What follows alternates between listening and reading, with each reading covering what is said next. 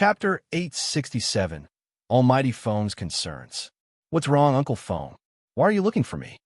Feng Danning smiled uncomfortably. Actually, it's nothing much. I just heard that. He glanced at Yundong. Seeing her confused look, he could not help but lower his voice. I heard that you found your aunt and uncle. Yes, I did. Feng Danning touched his head. Well, congratulations.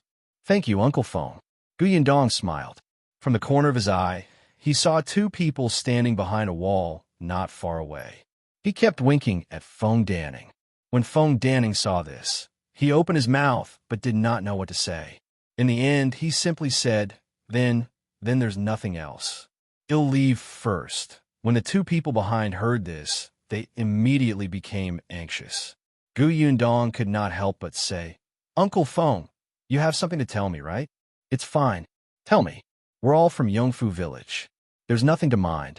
Feng Danning thought for a moment, gritted his teeth, and said, I heard that your uncle also does carpentry.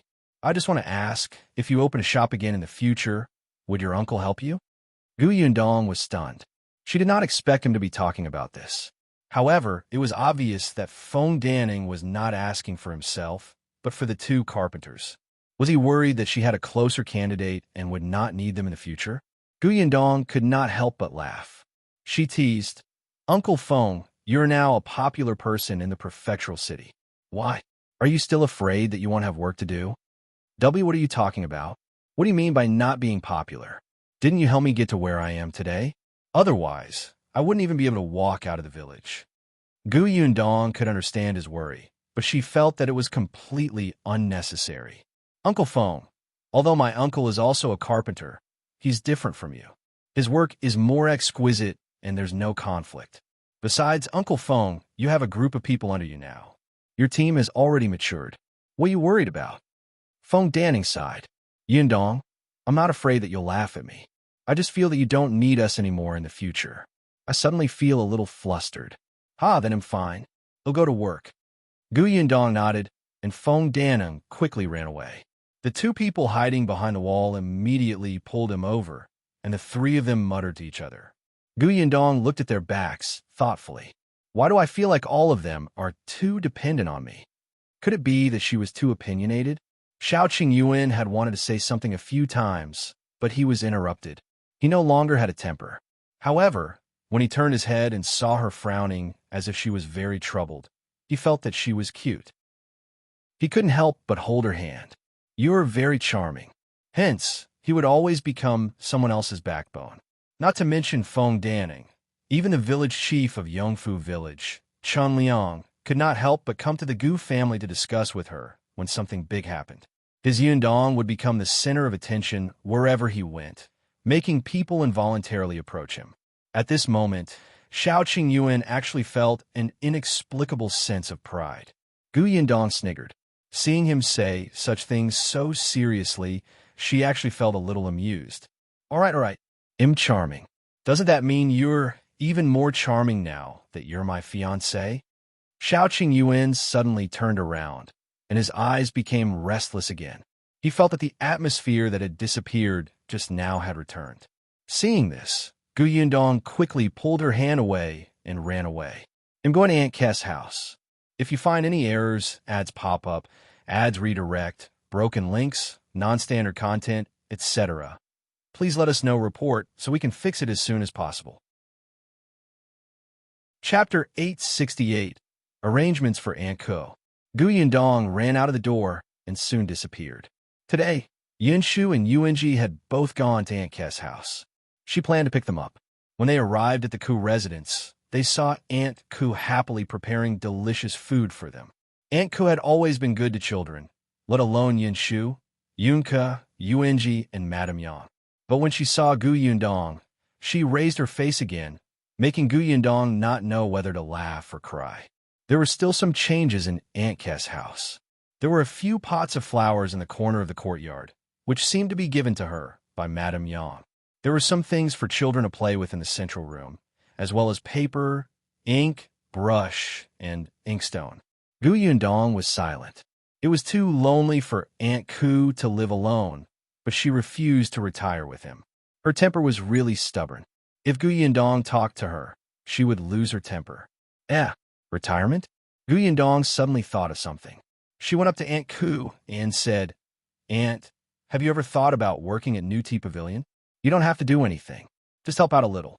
If you want to rest, rest. If you want to work, work. If you're tired, go to our room to sleep. If you're bored, you can chat with someone. As for the salary, they'll give you a little bit. How about that?" Aunt Ke's hand paused for a moment. That slight movement stunned Gu Yundong. It seemed that Aunt Ku had thought about it. In that case, she had neglected him. Gu Yundong was instantly vexed. However, Aunt Ku snorted and said, "Why would I go? There are so many people. With my temper, I will offend the guests." Gu Yundong smiled and held her hand. "No, although Aunt Ku is always fierce to me, you're much more patient with children. You also know how to tell stories. Look, Kiki, Yunshu, Yuanji, and the rest like you. Our new tea pavilion also has small guests. You could take care of them, right?" Aunt Ku used to be very good at talking. She remembered that when Yet Song first saw her, he had reminded her that the children around her were afraid of Aunt Ku, because once she pulled them over, she would talk endlessly. However, after spending a year with Yunshu and the rest, Aunt Ku would no longer have such a situation because Yunshu was more eloquent than her. Sometimes, when Aunt Ku told a story, when Yunshu heard something he liked, he would tell her a bunch of random things. Aunt Ku had no room to interrupt. Moreover, this new tea pavilion was opened by her, Nie Shuang, and Madame Dai. Nie Shuang did not say anything else. Aunt Ku was her biological aunt, and they had a good relationship. Madame Dai also knew Aunt Ku, and the two of them were friends. As for Madame Qiuyue, who had just been hired today, Gu Yundong felt that she and Aunt Ku were probably the same kind of people.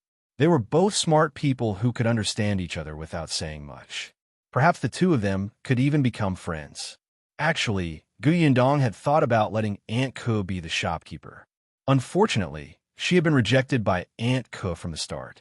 She did not want to take on such a responsibility at all and did not have the time. Therefore, Gu Yundong never mentioned letting Aunt Ku go to New Tea Pavilion again. However, she did not expect that Aunt Ku did not want to be the shopkeeper, and yet she was not against doing things at New Tea Pavilion, where she could interact with so many children. As expected, when Aunt Ku heard the last sentence, she could not hold back her expression and smiled. "All right, since you're so sincere, there's no harm in me forcing myself to go. If you find any errors, ads pop up, ad redirect, broken links, non-standard content, etc., please let us know report so we can fix it as soon as possible." Chapter 869. Gu Yundong's Proposal. Gu Yundong could not help but secretly roll her eyes. "You even learned how to speak like me?" But Gu Yundong was still very happy that Aunt Ku agreed. However, there was one thing that needed to be mentioned. Don't be too tired. There's no harm in going over later in the morning. There aren't many customers at the beginning anyway. You have to come back early at night. There's no need to wait until after closing. Although your place isn't very far from New Tea Pavilion, it's not too late. They'll be worried." All right, I understand." Aunt Ku pushed her away. "Don't be sticky. Hurry up and ask your mother and the children to wash their hands. It's time to eat." Gu Yundong smiled and went out. After the few of them finished their lunch, she brought them home. Only Bian Han and the Liu family were left at home. Gu Dajiang had brought Yunshu and Yuanji back to Tianhai Academy yesterday and happened to meet Master Xia. Today, Master Xia had called him to the academy to help copy books, so he was not around. Bian Han sat by the window and was carving with a piece of wood in his hand. He was very focused. Hearing the voice at the door, he looked up and welcomed his son who ran in. He asked him what had happened when he went out today. Bian Yunji had told him in detail that ever since he reunited with his parents, he had become especially coquettish and cheerful. Gu Yundong looked at Bian Han and thought of what Feng had said today. Eldest uncle was indeed more focused on the exquisite work of carving. He could also do some tables and stools. However, he was not used to following the construction team and renovating the shop. Gu Yundong did not think that it was a big deal. It was already very impressive if one's certain skills were superb. He did not have to worry about food and clothes. In the past, when she was in her hometown, there were not many people who hired her uncle to work, so his skills did not improve much. But in recent days, Yundong had seen the wooden carvings and found that they were much more exquisite and complicated. After some thought, Yundong walked to the window. Seeing her coming over, Bianhan looked up and smiled. "Yundong, are you looking for me?" "Yes." Yundong looked at the few small things he had carved today and said, "Uncle, have you ever thought of making a set of wooden carvings?" "A set of wooden carvings?" Bianhan did not seem to understand. Yundong said, "For example, you can sculpt 12 zodiac signs, calligraphy, and any objects. Then, you can mark these wooden carvings to show that you sculpted them. Some people will have obsessive-compulsive disorder. They might buy other zodiac signs because they like one of them. Some people like to collect such sets. Do you think this is okay?" Yuanzi's eyes lit up when he heard that. "That's right. You can even sculpt plums, orchids, bamboos, and chrysanthemums. Scholars will definitely like it." The more Bianhan listened, the more excited he became. That's right. Why didn't he think of it? In the past, he always carved anything he thought of. Now that she heard Yundong's words, she suddenly felt enlightened. "You're right. They'll start carving the 12 zodiacs now." Yuanji was in a hurry. "Father, they'll help you right." Yundong saw that the father and son were immediately busy. She smiled and left. Bianhan and Yuanji were so busy that they forgot the time. They only realized it when the sky gradually darkened. Eldest Aunt Gu was not back yet. Bianhan immediately became anxious. "Yuanji, go out and take a look. Why isn't your mother back yet?" Yuanji put down his brush and was about to leave when the door to the courtyard opened. "If you find any errors, ads pop up, ads redirect, broken links, non-standard content, etc., please let us know report so we can fix it as soon as possible." Chapter 870. Making Money, Making Money. Bien Yuanji looked up and saw his mother walking in with a flushed face. She was carrying a bag in her left hand and a basket in her right. No one knew what was inside. His face lit up, and he quickly ran over. "Mother, you're finally back." Gu Daifeng's smile widened. She patted her son's head forcefully and said to Gu Dajiang and Gu Yundong, who had also walked out, "Brother, Yundong here. This is meat. Cook this for dinner." Gu Dajiang stopped in his tracks and frowned slightly. "What happened to your throat?" Gu Dafeng coughed lightly. Her throat was indeed very uncomfortable, and her voice was hoarse. Gu Yundong had already guessed it. She must have shouted so hard that her throat was damaged. Sigh. She should have known. She had forgotten to remind her. Unexpectedly, Eldest Aunt was so honest that she insisted on shouting until she could not. "My throat is fine. We'll just drink more hot water." Gu Dafeng waved her hand indifferently. She was full of energy now. What was a throat? She didn't even know. Gu Yundong walked forward and took the basket from Gu Daifeng's hand. She removed the cloth covering it and realized that other than a piece of meat, there was also a pot of flowers. It must have been given to her by Xiao Yuan and her daughter. "This meat should weigh 2 caddies, right? Aunt, is your business good today?" Gu Dafeng chuckled. Seeing that Bianhan had already been carried out by Lu Sheng, she mysteriously walked to the central room and took off the bag on her back. "Let me tell you, my business is especially good today. I've sold more than half of the wooden carvings." As she spoke, she opened the bag, and everybody saw that there were only a few wooden carvings left inside. They looked quite small. Immediately after, Gu Dafeng searched around her body and took out a cloth bag. Then, she opened the cloth bag and took out a money bag. The money bag was quite heavy. With a light knock, it clanged. One could tell that it was filled with copper coins. Gu Dafeng opened the cloth bag excitedly and poured out the copper coins inside. With a clatter, copper coins covered most of the table. A few children at the side exclaimed, "Wow, so much money." Gu Dafeng said proudly, "I earned 700 copper coins today. There are so many people in the prefectural city. When I sat in the market and shouted, many people came over. Moreover, they're all quite rich. Other than a few people who bargained a few times, the others bought what they liked." She looked very emotional. "It's just that the vendors beside us are working too hard. Their voices are really loud. It's not easy for everyone to live." Gu Yundong was speechless. "Eldest Aunt, don't do this tomorrow." Someone would say that she treated the flower and bird market as a vegetable market. However, the others agreed with Gu Dafeng. The children had already started counting the copper coins. Only Gu Dajiang frowned. They're loud, but you're shouting too? Then you don't have to use so much strength, right? If you're like this, you won't even be able to speak tomorrow. How can you sell wooden carvings? Gu Yundong laughed dryly. Father, you're wrong. It's not that eldest aunt is following others to shout, but that others are following her. This is all caused by eldest aunt. Gu Dafeng felt as if she had been struck by lightning after hearing Gu Dajiang's words. That's right, she was too excited just now and forgot about this. If her throat was damaged, how was she going to do business tomorrow? Chapter 871, Miscalculation.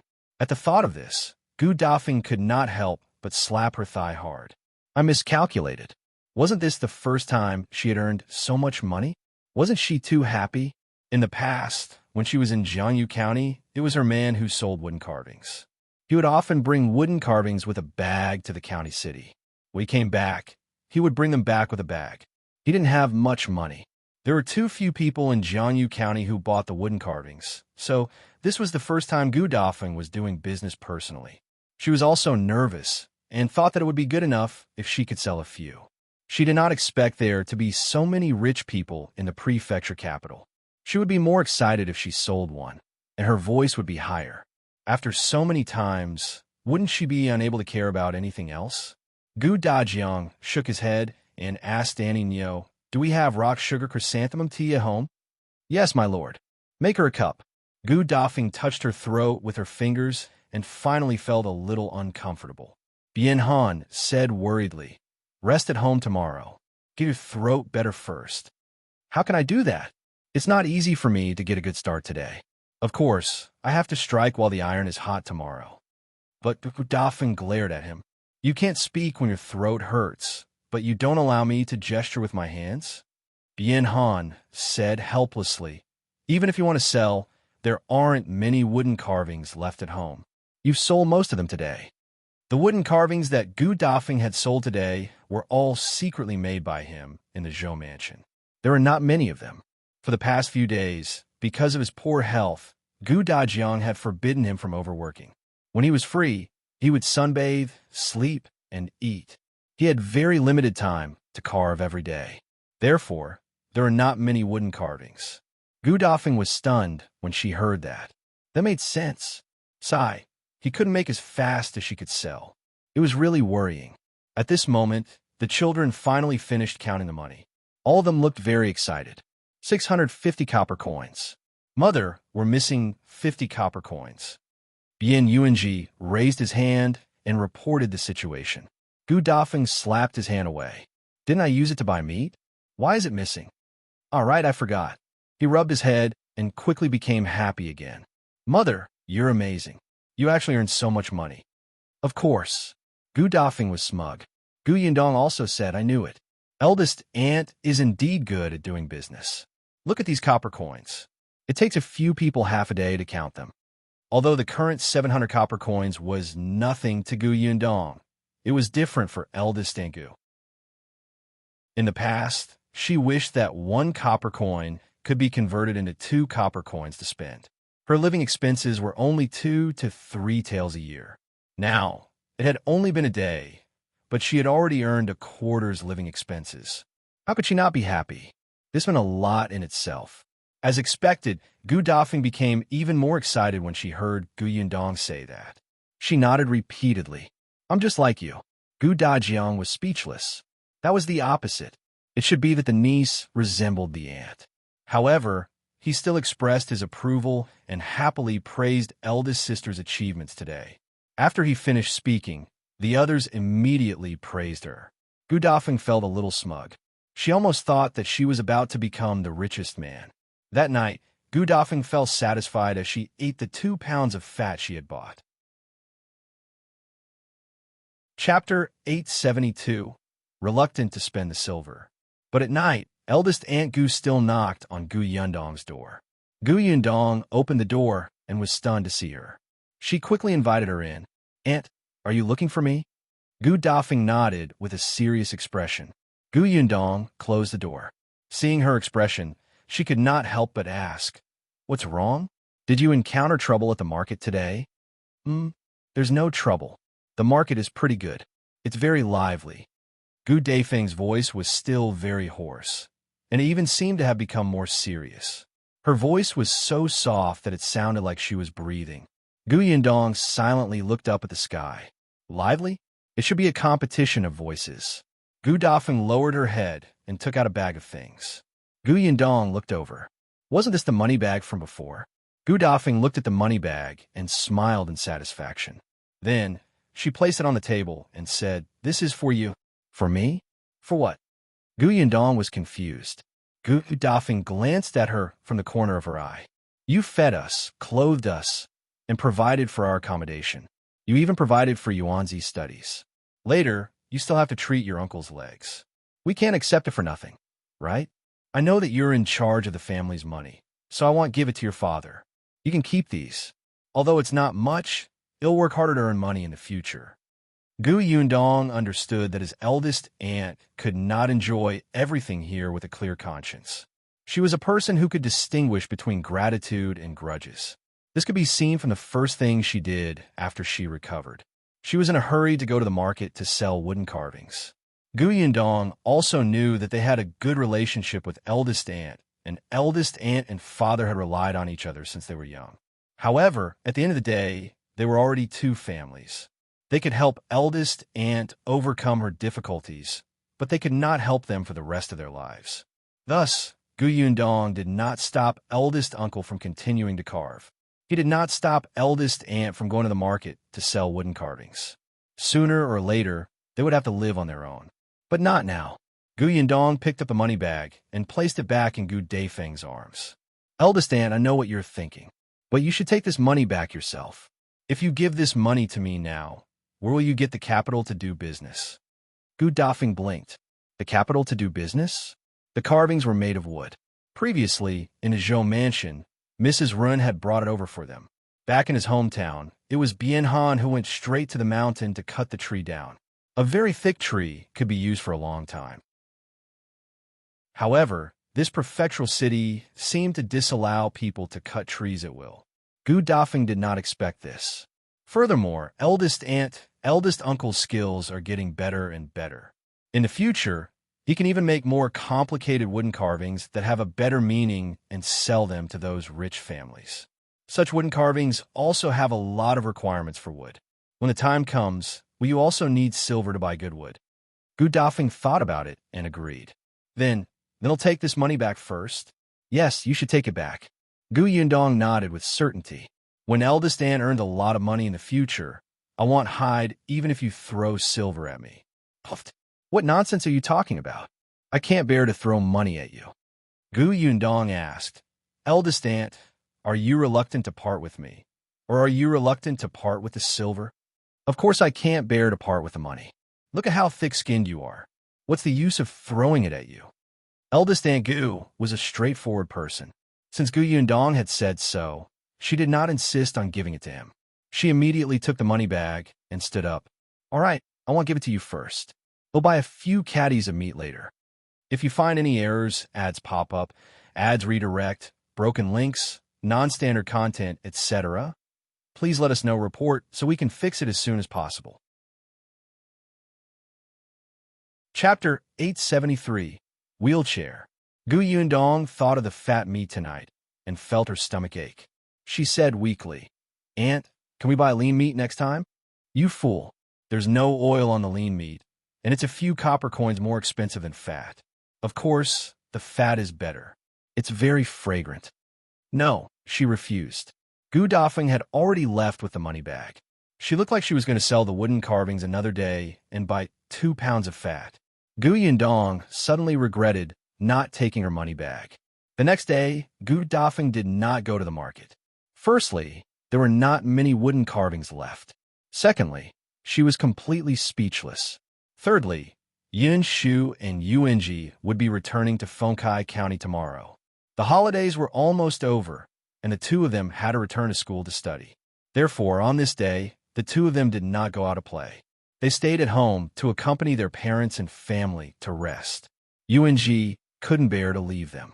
He stayed by their side for almost the entire day. Dafu could not speak, so he simply read to her. When Yunshu heard this, he could not help but read as well.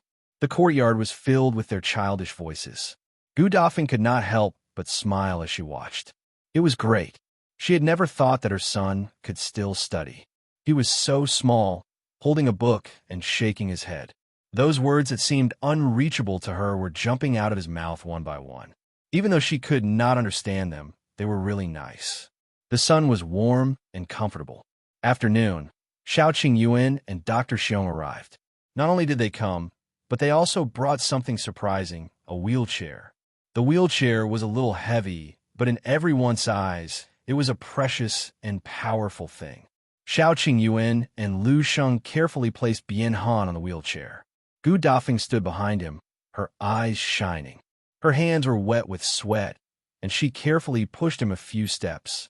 The wheels rolled on the stone road and landed in Bian Han's ears, almost making him cry tears of joy.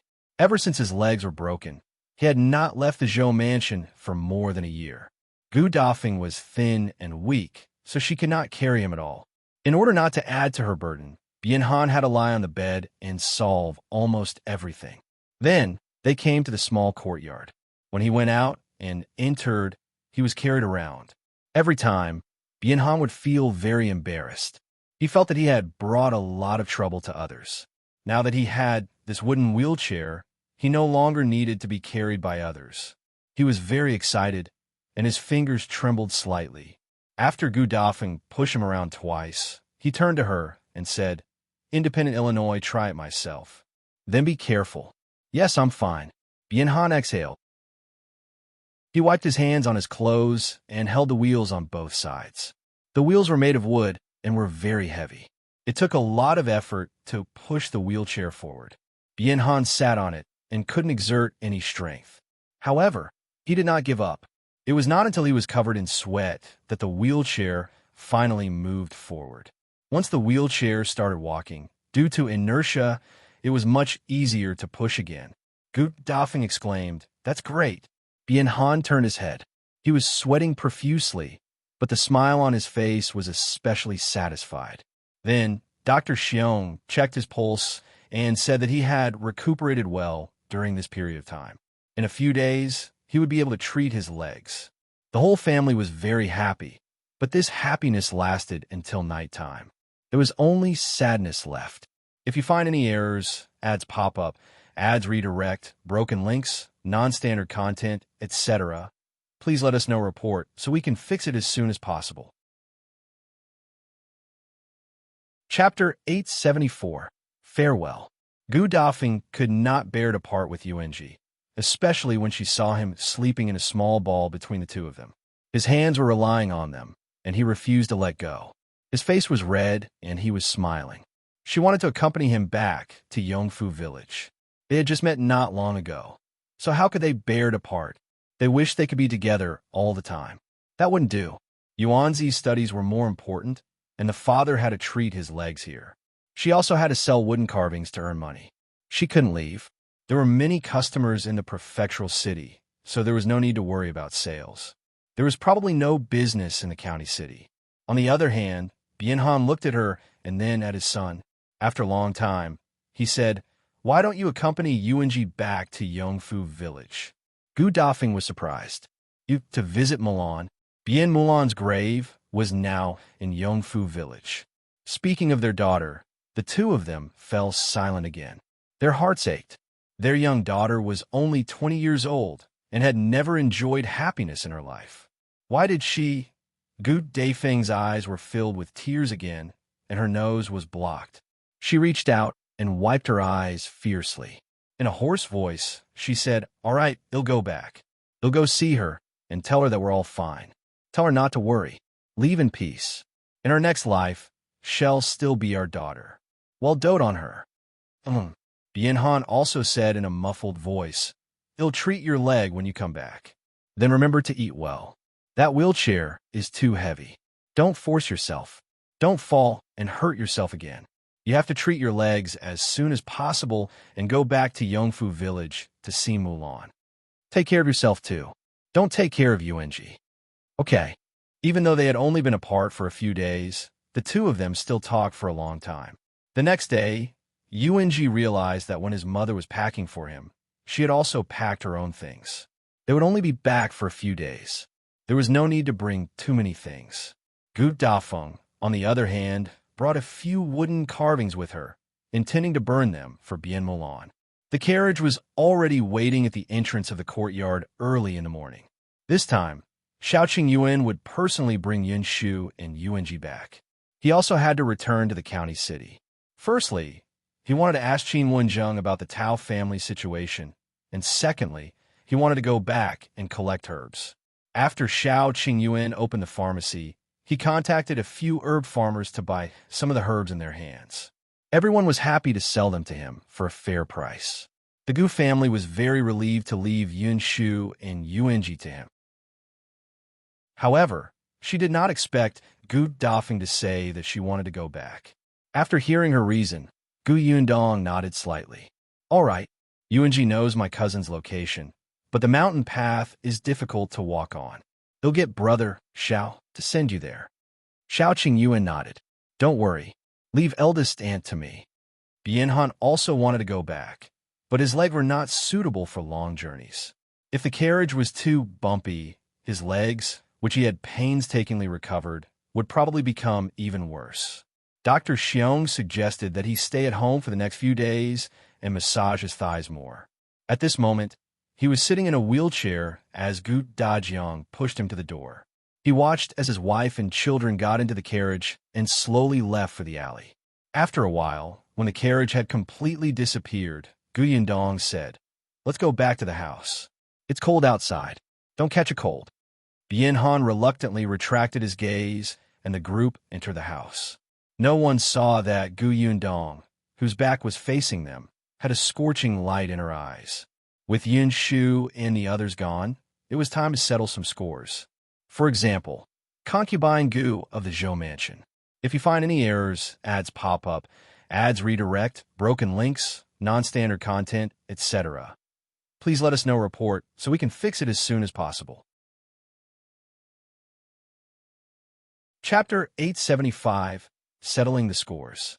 After sending Xiao Qingyuan's carriage off, Gu Yundong asked Tong Shuidao to set up a carriage after lunch and told Gu Dajiang that he wanted to take a look at the shop. But when the carriage turned out of the alley, Gu Yundong suddenly instructed Tong Shuidao, "Go to the Zhou residence." All right. Tong Shuidao paused for a moment, then immediately understood what young Miss wanted to do. After all, she had been with young Miss for so long. Tong Shuidao had been waiting for a few days, hoping that Miss would teach Gu Qiuyue a lesson. This person was really heartless.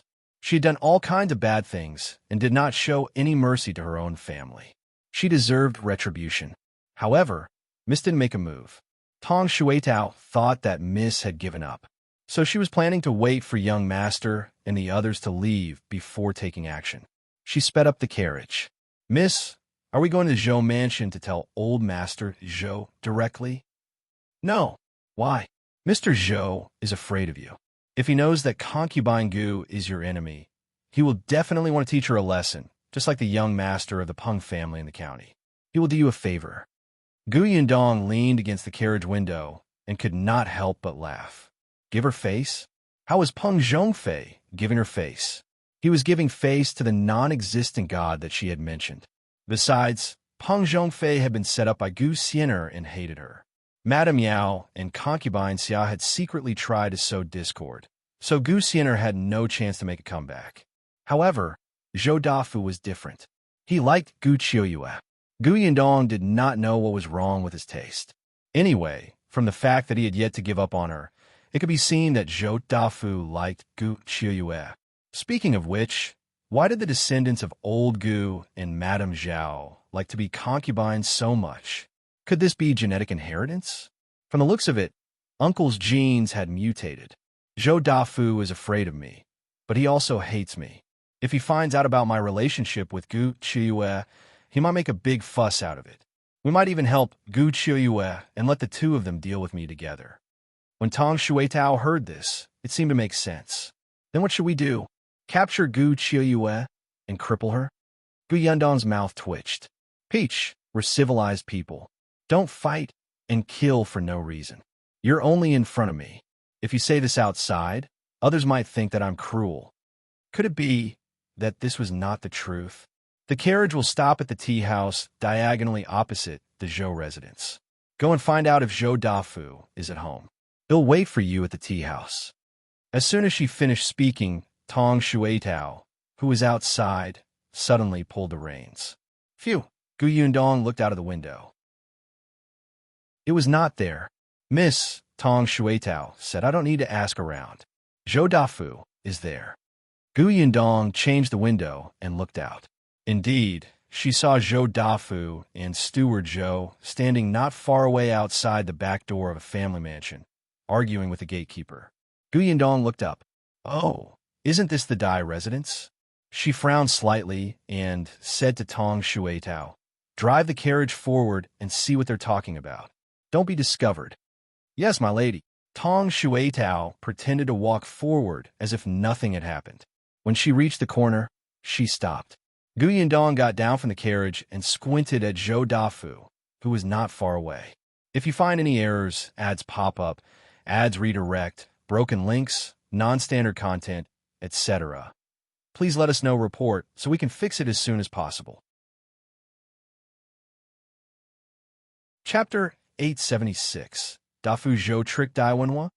Zhou Dafu was pacing back and forth outside with a frown, looking very frustrated.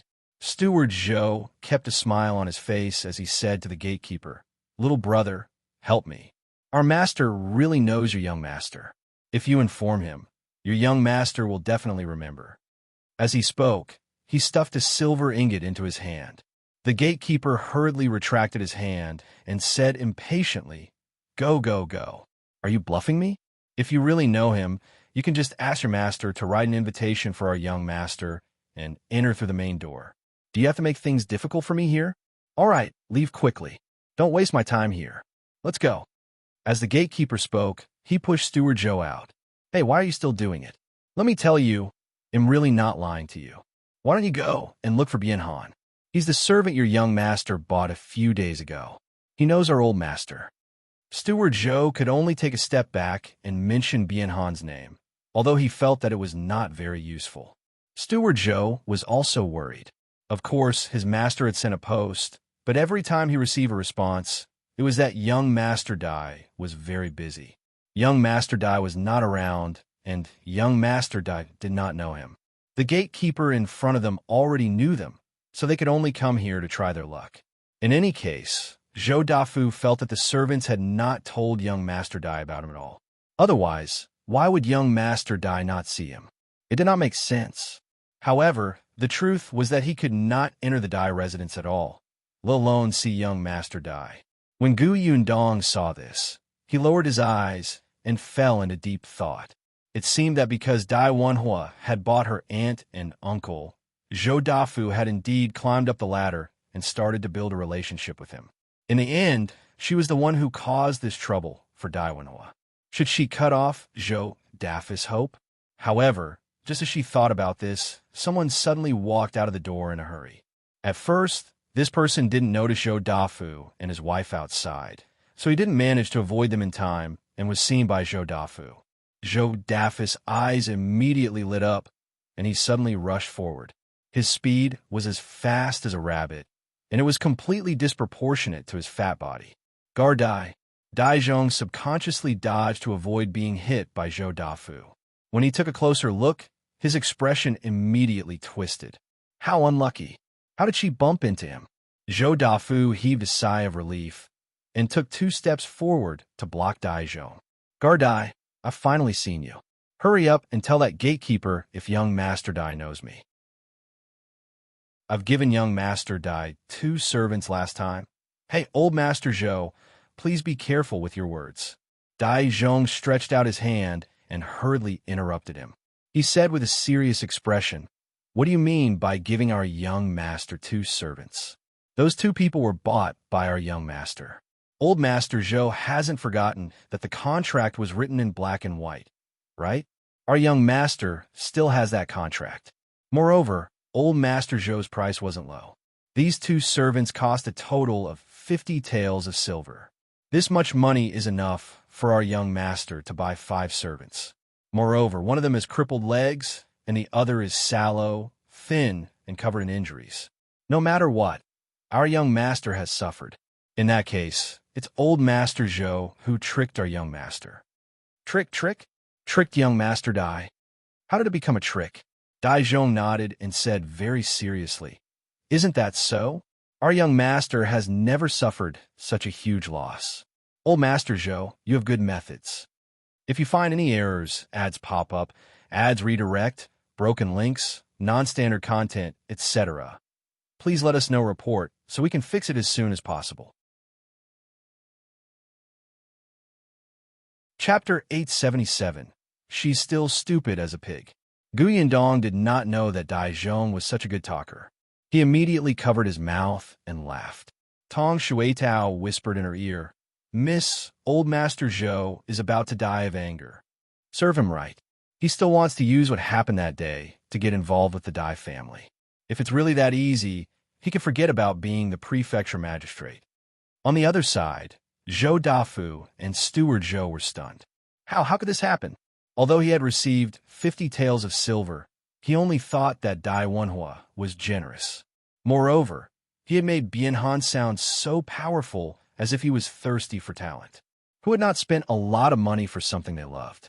50 taels of silver was nothing. How could he know that Dai Wenhuo had given him the 50 taels and was still waiting for him to reduce the money? As for the contract, he clearly said that he signed it so that no one would criticize him.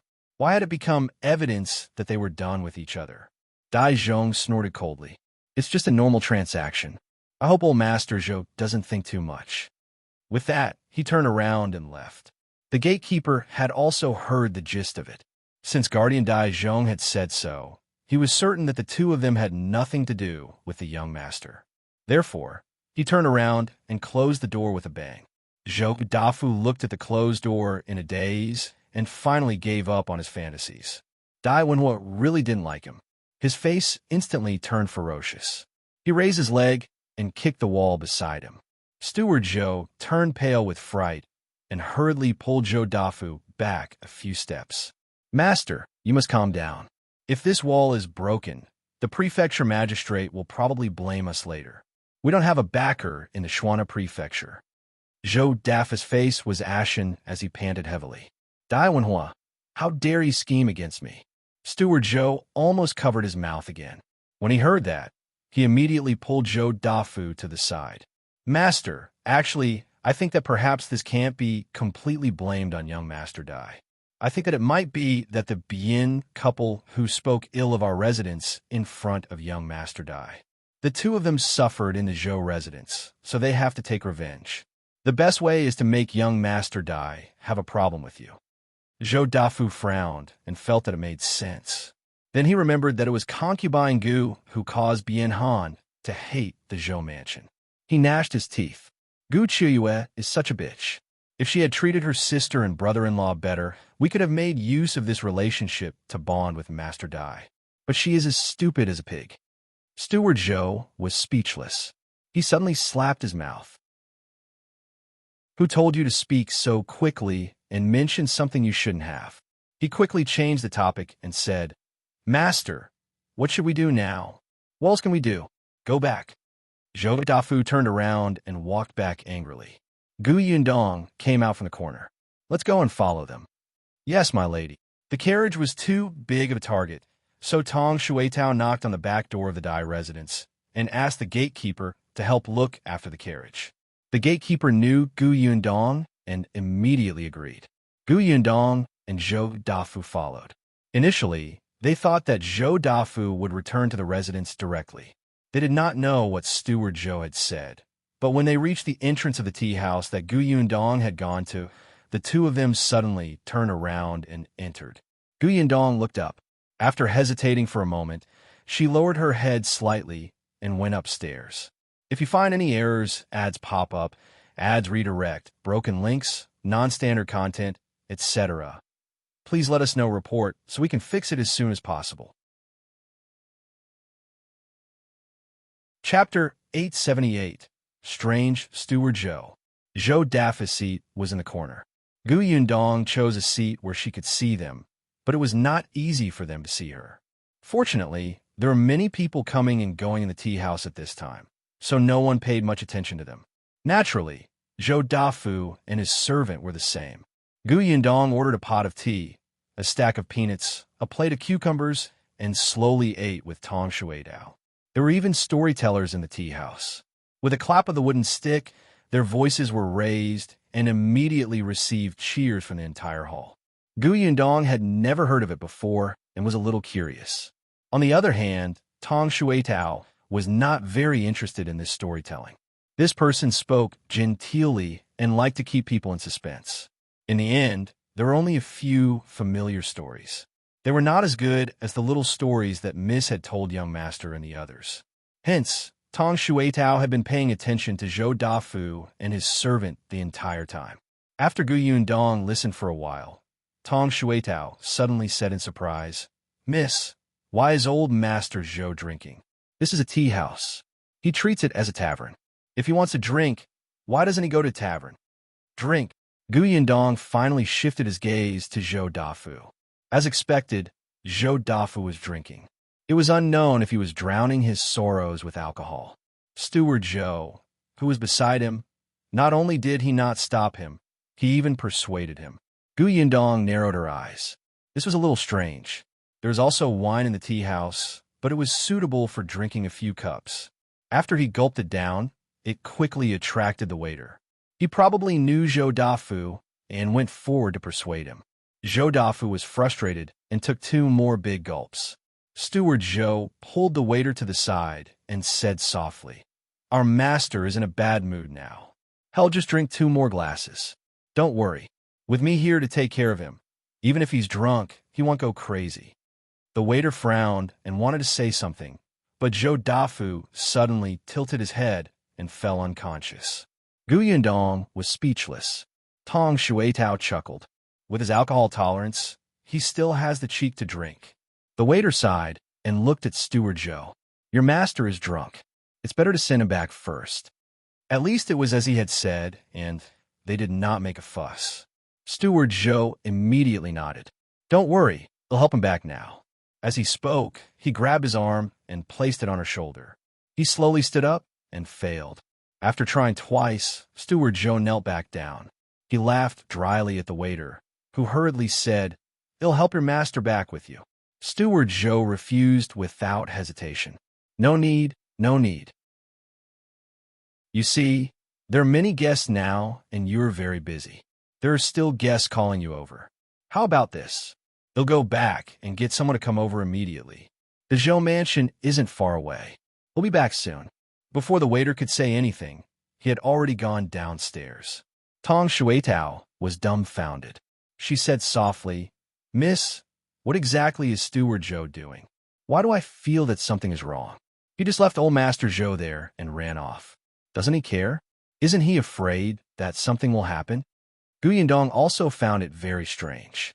She got up and walked to the window, looking down. Steward Zhou had just run out of the tea house and even turned to look upstairs.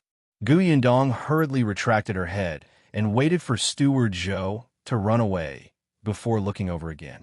But strangely, Steward Zhou was indeed running in the direction of a Zhou mansion. Chapter 879. Qiuyue is here. Yundong returned to her seat. Tong Shuidao hurriedly came over and asked, "Miss, how is it? What does Steward Zhou want to do?" "I don't know. Let's watch here first. He'll come back eventually." "Okay." Tong Shuidao looked at Zhou Dafu as she ate. Although Zhou Dafu's character was not good, he had a good behavior. Once he was drunk, he would lie on the table and sleep. It was fine if he did not cause trouble, but he did not even snore. Moreover, his hands and feet were well behaved and did not move at all. After nearly 15 minutes, Steward Zhou still had not returned. The waiter was a little worried. Seeing that there were not many customers, he almost ran to the Zhou mansion personally. Even Gu Yundong thought that she had guessed wrongly and that Steward Zhou might not return. At this moment, Steward Zhou appeared. Not only him, but there were also two people following behind him. Gu Yundong took a closer look.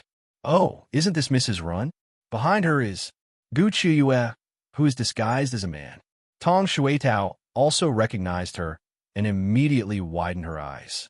And miss, it's Qiuyue. I know. Quickly turn your head around. Qiuyue seemed to have a guilty conscience. At this moment, she kept looking back at her surroundings, as if she was afraid that others would recognize her. However, she did not even think about it. Was it appropriate to dress up as a man without even tightening her chest? Especially since her hair was not combed neatly in a hurry. She did not look like a servant at all. The waiter stood at the side and was at a loss for words. He thought that Steward Zhou had gone back to call for guards. What was the use of calling a weak woman back? Steward Zhou pretended not to see his gaze. Time was really tight, and most of the people in the snow-blowing garden were Mrs. Zhou's men. It was not easy to bring them out, so he could only disguise himself slightly. Although Qiuyue was a woman, she was stronger than most ladies and madams. At least, she was better than Mrs. Run, who was old and frail. Therefore, even though Zhou Dafu was slightly plump, she and Steward Zhou supported him from both sides. There was also Mrs. Run behind him, so there was no big problem. It was just a little strenuous. The waiter was also trembling in fear, afraid that the two of them would drop old Master Zhou, especially when they went downstairs. He had been leading the way. It was not until the two of them walked out of the tea house that the waiter heaved a sigh of relief. Gu Yundong, who was on the second floor, was deep in thought. She did not understand what was going on.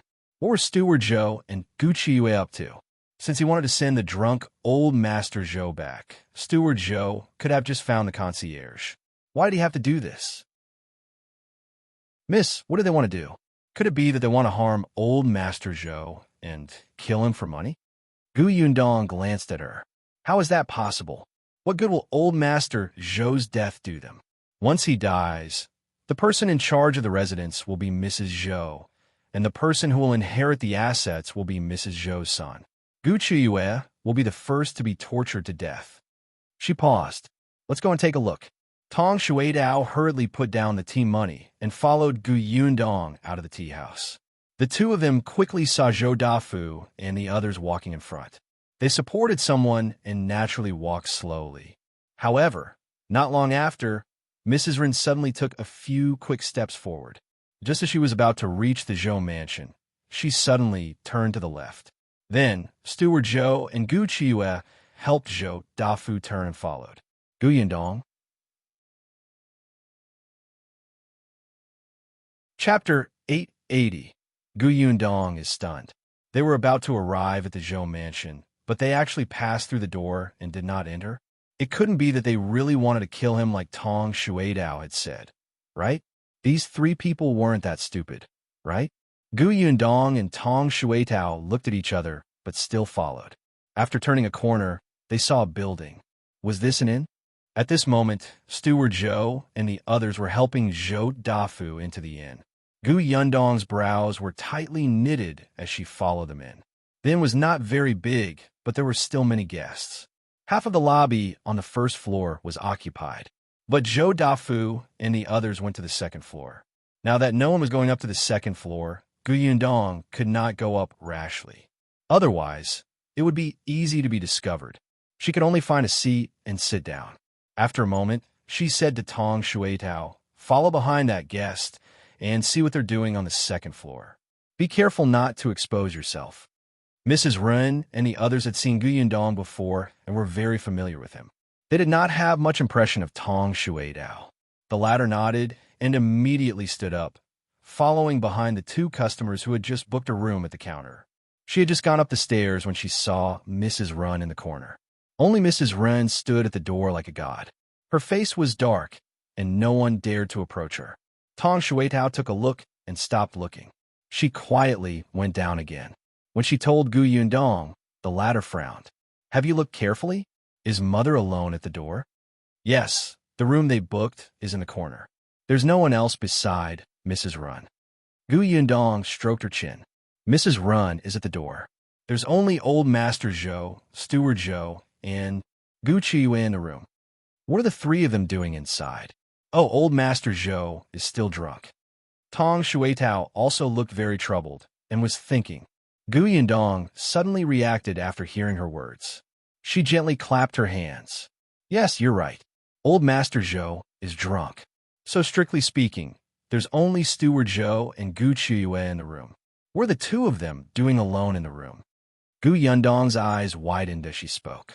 No, it can't be right. It can't be what I think, right? Miss, what did you think of? As soon as Tong Shuitao saw her expression, she knew that Miss must have thought it through. As expected, Miss was smart. She couldn't understand what they were trying to do. Yundong clasped her hands and lowered her voice. Peach, do you still remember what I told you last time? Zhou Dafu only has one child. You said that he has a beautiful wife and many concubines, but he only has one son after so many years. It's very likely that Zhou Dafu has health problems. This time, Tong Shuitao understood. Miss, you mean that Zhou Dafu is infertile? It can't be said that he is infertile. It can only be said that it's difficult for him to have children. It was said that Mrs. Zhou only got pregnant 3 years after she married Zhou Dafu. I wasn't sure before, but I'm 80% sure now. It's not easy for Zhou Dafu to have children. I think all the elders in the residence can guess this, especially Mrs. Run, who has served old Mrs. Zhou for many years. However, Mrs. Rin still gave Qiuyue the idea to get her pregnant with Zhou Dafu's child. This meant that she had already thought of a way out. And this way out was Steward Zhou. Damn it, she was cheating on Zhou Dafu. Chapter 881, Nasty. If that was really the case, then Yundong was very, very convinced by this operation. Tong Shuitao was exceptionally excited when she heard this. This means that Qiuyue wants to... She looked around and lowered her voice. She wants to borrow semen. Tong Shuitao shivered with goosebumps. It was too disgusting.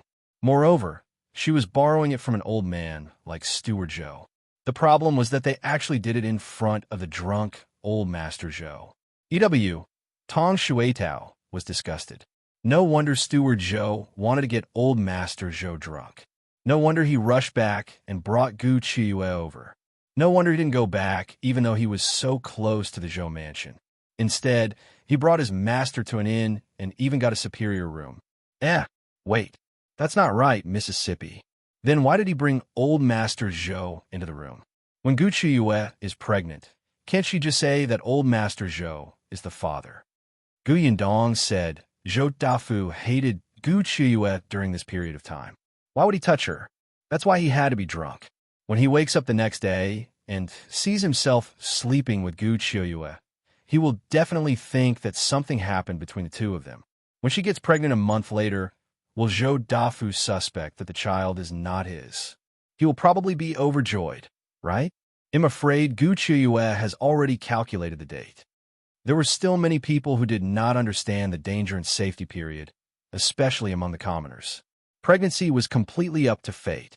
However, many wealthy families had already figured out the pattern, especially those who were old. Mrs. Rin was probably one of them, which was why she chose such a date. The probability of Qiuyue getting pregnant today was very high. Tong Shuitao was extremely excited when she heard this. She immediately wanted to stand up. Then, miss, what are we waiting for? Let's catch them in the act. Now that we've caught them in the act, old Master Zhou will definitely not let them off. Coincidentally, these 3 people have a grudge against us. Now, we can clean up the mess. What's the hurry? Yundong glanced at her. You said it yourself. There are 3 of them, and Zhou Dafu is drunk and unconscious. The outcome might not be beneficial to us. There's no need for us to get into trouble. If Qiuyue bites back later, we won't be able to get it off. Who knew if Qiuyue would drag her down with her? It would be best if she had a companion along the way. Then what should we do? Are we just going to ignore it? Tong Shuitao was a little anxious. Then, as if she had thought of something, she asked in surprise, Could it be that Miss is planning to wait for Qiuyue's child to be born and find an opportunity to give them a blood test to let old Master Zhou know that the child is not his? Then, old Master Zhou will feel that he was overjoyed for nothing. His love for that child is all to remind him of how big a mistake he has made. Then, he will be even angrier and beat Qiuyue to death. Kid, you're quite imaginative. But Yundong could not wait that long. Besides, if an innocent child was involved in this, she would be committing a sin. Yundong waved at Tong Shuitao. When she got closer, she whispered into her ear. Tong Shuitao nodded repeatedly. All right, we'll go now. She was so excited that her body was trembling. After Yundong finished speaking, she got up and walked out of the inn. Tong Shuitao's skills were not bad now, and she was fast. Not long after, she stopped outside the Zhou mansion. Chapter 882. Something must have happened. Tong Shuitao knew that there were 2 gatekeepers at the main door of the Zhou mansion. Miss said that she saw Steward Zhou enter from the main door, but she didn't see him come out from the main door. They should have walked to the back door. Steward Zhou brought Mrs. Run and Qiuyue along, and anyone could tell at a glance that something was wrong with Qiuyue, but the guards at the back door still let them out. In that case, the guard at the back door must be Steward Zhou or Mrs. Ren's men, so she couldn't go to the back door. Tong Shuitao walked straight toward the main door. When she was about to leave, she looked around and saw an 8- or 9-year-old child not far away. She immediately took out a fruit candy and waved at him. The child's eyes lit up, and he ran over. Do you need something from me? Go to the gatekeeper of the family in front and say a few words. This candy is yours. The child looked at the candy and swallowed. He quickly nodded. Tong Shuitao whispered in his ear and handed him the candy. The child hurriedly stuffed the candy into his mouth and ran towards the entrance of the Zhou mansion. He knocked on the door a few times. When he saw the gatekeeper walk out impatiently, he said, "The waiter at the 5 Blessings tea house asked me to come and tell you that your master was drunk in their tea house." Steward Zhou said that he wanted to go back to the residence to look for helpers, but he hasn't returned. If you have time, quickly bring your master back lest something happens. With that, the child licked the candy and ran away. The gatekeeper was still in a daze. When he came back to his senses, the child had disappeared. He frowned. The 5 Blessings tea house. Steward Zhou had returned earlier and was in a hurry. He did not even reply when the gatekeeper asked. The gatekeeper frowned and said to the other guard, "Guard the door. He'll come back after taking a look." In any case, the tea house was not far away. If it was really Old Master, what if something happened? If he brought Old Master back, Old Master might even think highly of him. As he thought about it, the gatekeeper had already run off in a hurry. However, he didn't see Zhou Dafu at all in the tea house. The gatekeeper cursed in his heart. He must have been tricked by that child. Don't let him see him again, or he would definitely take off his pants and beat him up. However, before he left, he still asked the waiter. When the waiter heard that he was from the Zhou residence and that Old Master Zhou had not returned, he was shocked. How is that possible? Steward Zhou has already taken Old Master Zhou away. Old Master Zhou was indeed drunk and unconscious. It's been a long time. Could it be that he hasn't returned to the residence? The gatekeeper was stunned. There really was such a thing? However, he was the gatekeeper and did not see Steward Zhou return. They couldn't go through the back door, right? The back door was far away, so there was no reason not to use the main door. The gatekeeper had a bad feeling and asked a few more questions. The waiter said, Steward Zhou couldn't help him up alone. I originally wanted to help him send Old Master Zhou back to the residence, but Steward Zhou said that there was no need. He went back to call for help, but in the end, he called 2 women and one of them was dressed as a manservant. It was also strange. The gatekeeper's eyes widened. What was Steward Zhou going to do? Oh no, something must have happened. The old master was drunk and was not brought back to the residence. He even brought 2 unfamiliar women with him. There was something fishy about this.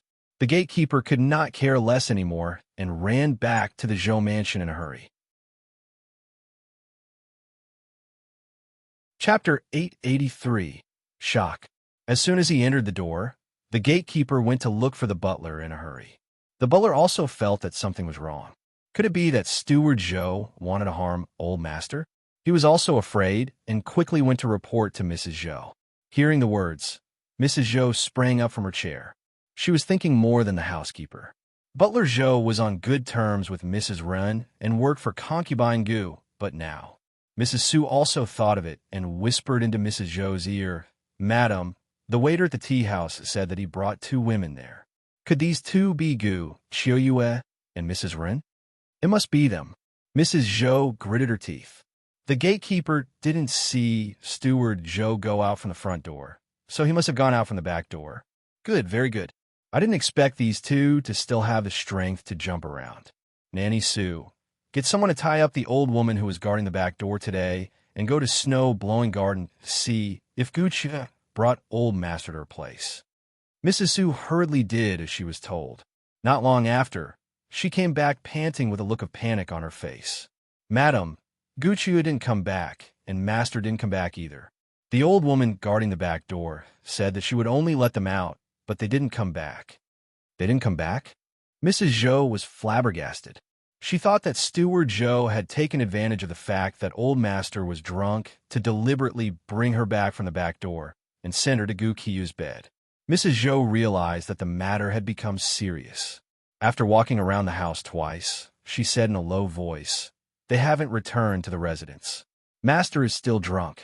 Where are they taking Master, and what are they doing? Let me think. I have to think about where they will go.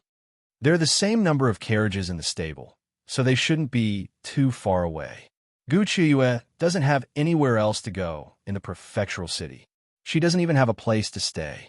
Where else can she go? Nanny Su was also puzzled. Mrs. Zhou could not figure it out either. After a moment, she could only order, go out and search. It's only been a while. They can't be far. Look around here. Go personally. Hurry. Yes, ma'am. Nanny Su brought a group of servants out of the main courtyard. The butler was also at the door. He ordered a few people to go to the left. He nodded at Nanny Su and brought a few people to the right. As for Nanny Su, she strode forward. Unexpectedly, after taking a few steps, someone suddenly ran towards her in a hurry and bumped into her. "Io, be careful," Nanny Su cried out in pain. Just as she was about to scold someone, she felt something stuffed into her palm. She was stunned. Tong Shuitao, who had bumped into her, had already lowered her head and apologized repeatedly in a low voice. I'm sorry. I had an urgent matter and offended you." Then, she ran away quickly. From the beginning to the end, Nanny Su did not have time to see her face clearly. She only knew that the other party was a woman and seemed to be quite old. Even after the stranger had run far away, she still stood rooted to the ground. Someone called out to her softly. Nanny Su suddenly came back to her senses, but she did not continue walking. She pinched the soft note in her palm and walked to the side before slowly unfolding it. With just one look, Nanny Su widened her eyes in shock and gasped in disbelief. "Nanny Su, what's wrong? Why do you look so pale all of a sudden?" An old woman beside her asked. However, Mrs. Su suddenly closed the note. After taking a deep breath, as if she did not believe it, she unfolded the note and read it again. Chapter 884, Catching Adultery. The next moment, Nanny Su made a prompt decision and said to the old woman beside her, "Call those 2 groups back. There's no need to search." Why is that? Nanny Su did not explain further. She only hurriedly said, "It'll go back to the residence first." Then, she returned to the Zhou mansion and did not dare to stop for a moment to look for Mrs. Zhou in the main courtyard. She handed the note to Mrs. Zhou. The latter took a look and was equally shocked. Is what this says true? Well, no, once we take a look. Mrs. Zhou suddenly stood up. There was anger on her face, but there was also a faint joy. She took a deep breath and asked Nanny Su, "The butler is back?" "He's back." "All right, let's go. Bring him along." The butler was deeply trusted by Zhou Dafu. With him as a witness, it did not matter even if Old Master was drunk and unconscious. Actually, the more convenient and suitable candidate was Feng. Unfortunately, Feng and Ahai were not around today. That's right. Because they weren't around, Steward Zhou acted today. Nanny Sue put a cloak on Mrs. Zhou, and the group strode out. When they walked out of the door, they happened to meet the butler who had returned. Mrs. Zhou said, "Someone saw Mrs. Run going to Auspicious Inn in a hurry. I don't know what she's up to. Come with me to take a look." "Yes, ma'am." The group hurried to the Auspicious Inn. Not far away, Tong Shuetao, who had been observing them, ran away first. She took off her coat and ran straight to the inn. She sat in front of Yundong and said excitedly, "Miss, your guess is right." As expected, the person at the main gate went to report to Mrs. Zhou. Then, Nanny Sue personally came out to look for her. "According to what you said, I stuffed the note into her hand. At this moment, Mrs. Zhou is bringing people over." Yundong nodded. If she wanted to tell Mrs. Zhou about this, she had to go through her trusted aide, Nanny Sue. Unfortunately, it was not easy for Yundong to enter the Zhou mansion, so she took a detour to let them discover that old Master Zhou and the others had disappeared. "Miss, what should we do now?" Tong Shuetao asked softly. "What if Mrs. Run is guarding the door and Mrs. Zhou and the others come over? What if Mrs. Run informs them?" "It's fine. Mrs. Zhou is not stupid." Even if she was really stupid, there was still Yundong. Tong Shuetao was relieved. She held the teacup and took a sip of water. Then, Mrs. Zhou came in with Nanny Sue and the butler. Other than them, there were also a few people who came in. The waiter of the inn saw that they were coming aggressively and was about to ask when Nanny Sue stuffed silver into his hands. Then, she said that the servants in the residence had stolen the property of the residents and hid here. They were here to arrest them. The waiter looked at the silver and did not ask further. Mrs. Sue said to an unfamiliar old woman, "Go up and take a look. Is Mrs. Rin here?" The old woman nodded and came down after a while. She nodded at Mrs. Zhou. "She's indeed here." Mrs. Zhou said to the housekeeper, "I am right. Concubine Gu and Mrs. Run have done something shameful. Master might have been harmed by them." The butler asked, "Then what does Madam plan to do?" Mrs. Zhou had a cold smile on her face. She raised her hand and pointed at the two of them, whispering a few words. Yundong and Tong Shuetao were sitting a little further away. Even though Tong Shuetao had stretched her ears, she still could not hear clearly. Chapter 885. Qiuyue is dead. However, they still saw the two people who were called out by Mrs. Zhou clearly. The two of them were dressed ordinary and not too conspicuous. They looked like guests who had come to stay. After hearing the instructions, the two of them lowered their heads and went to the second floor. Not long after, Mrs. Zhou and the others went up. Curious, Tong Shuetao silently fell behind her. She only stuck her head out and saw Mrs. Rin's eyes wide open in horror. She was pressed down and gagged by the two people who had gone upstairs first. There was no way to inform others at all. Those two people might have some skills. When they attacked, they were clean and efficient, not giving Mrs. Rin a chance. Then, Mrs. Rin's face was filled with disbelief as she watched Mrs. Zhou push open the door with Nanny Sue and the butler. Tong Shuetao still wanted to go in and take a closer look, but Mrs. Zhou probably knew that family scandals could not be publicized. She got someone to surround this area, not giving anyone a chance to watch the commotion. As soon as she entered, the door closed. Tong Shuetao sighed regretfully. She went downstairs listlessly and sat opposite Yundong. "Miss, aren't you curious?" "What's there to be curious about? I've already guessed. Besides, there's nothing to see here." They weren't a handsome man and a beautiful woman, and she didn't have a good figure. It hurt her eyes to look at her. Yundong waited for a while before Mrs. Zhou came downstairs. Not only her, but also Zhou Dafu. Zhou Dafu was forcefully woken up by Mrs. Zhou. His hair was still wet from the tea. In the end, he did not drink much. After a while, he woke up, but at this moment, Zhou Dafu's face was ashen.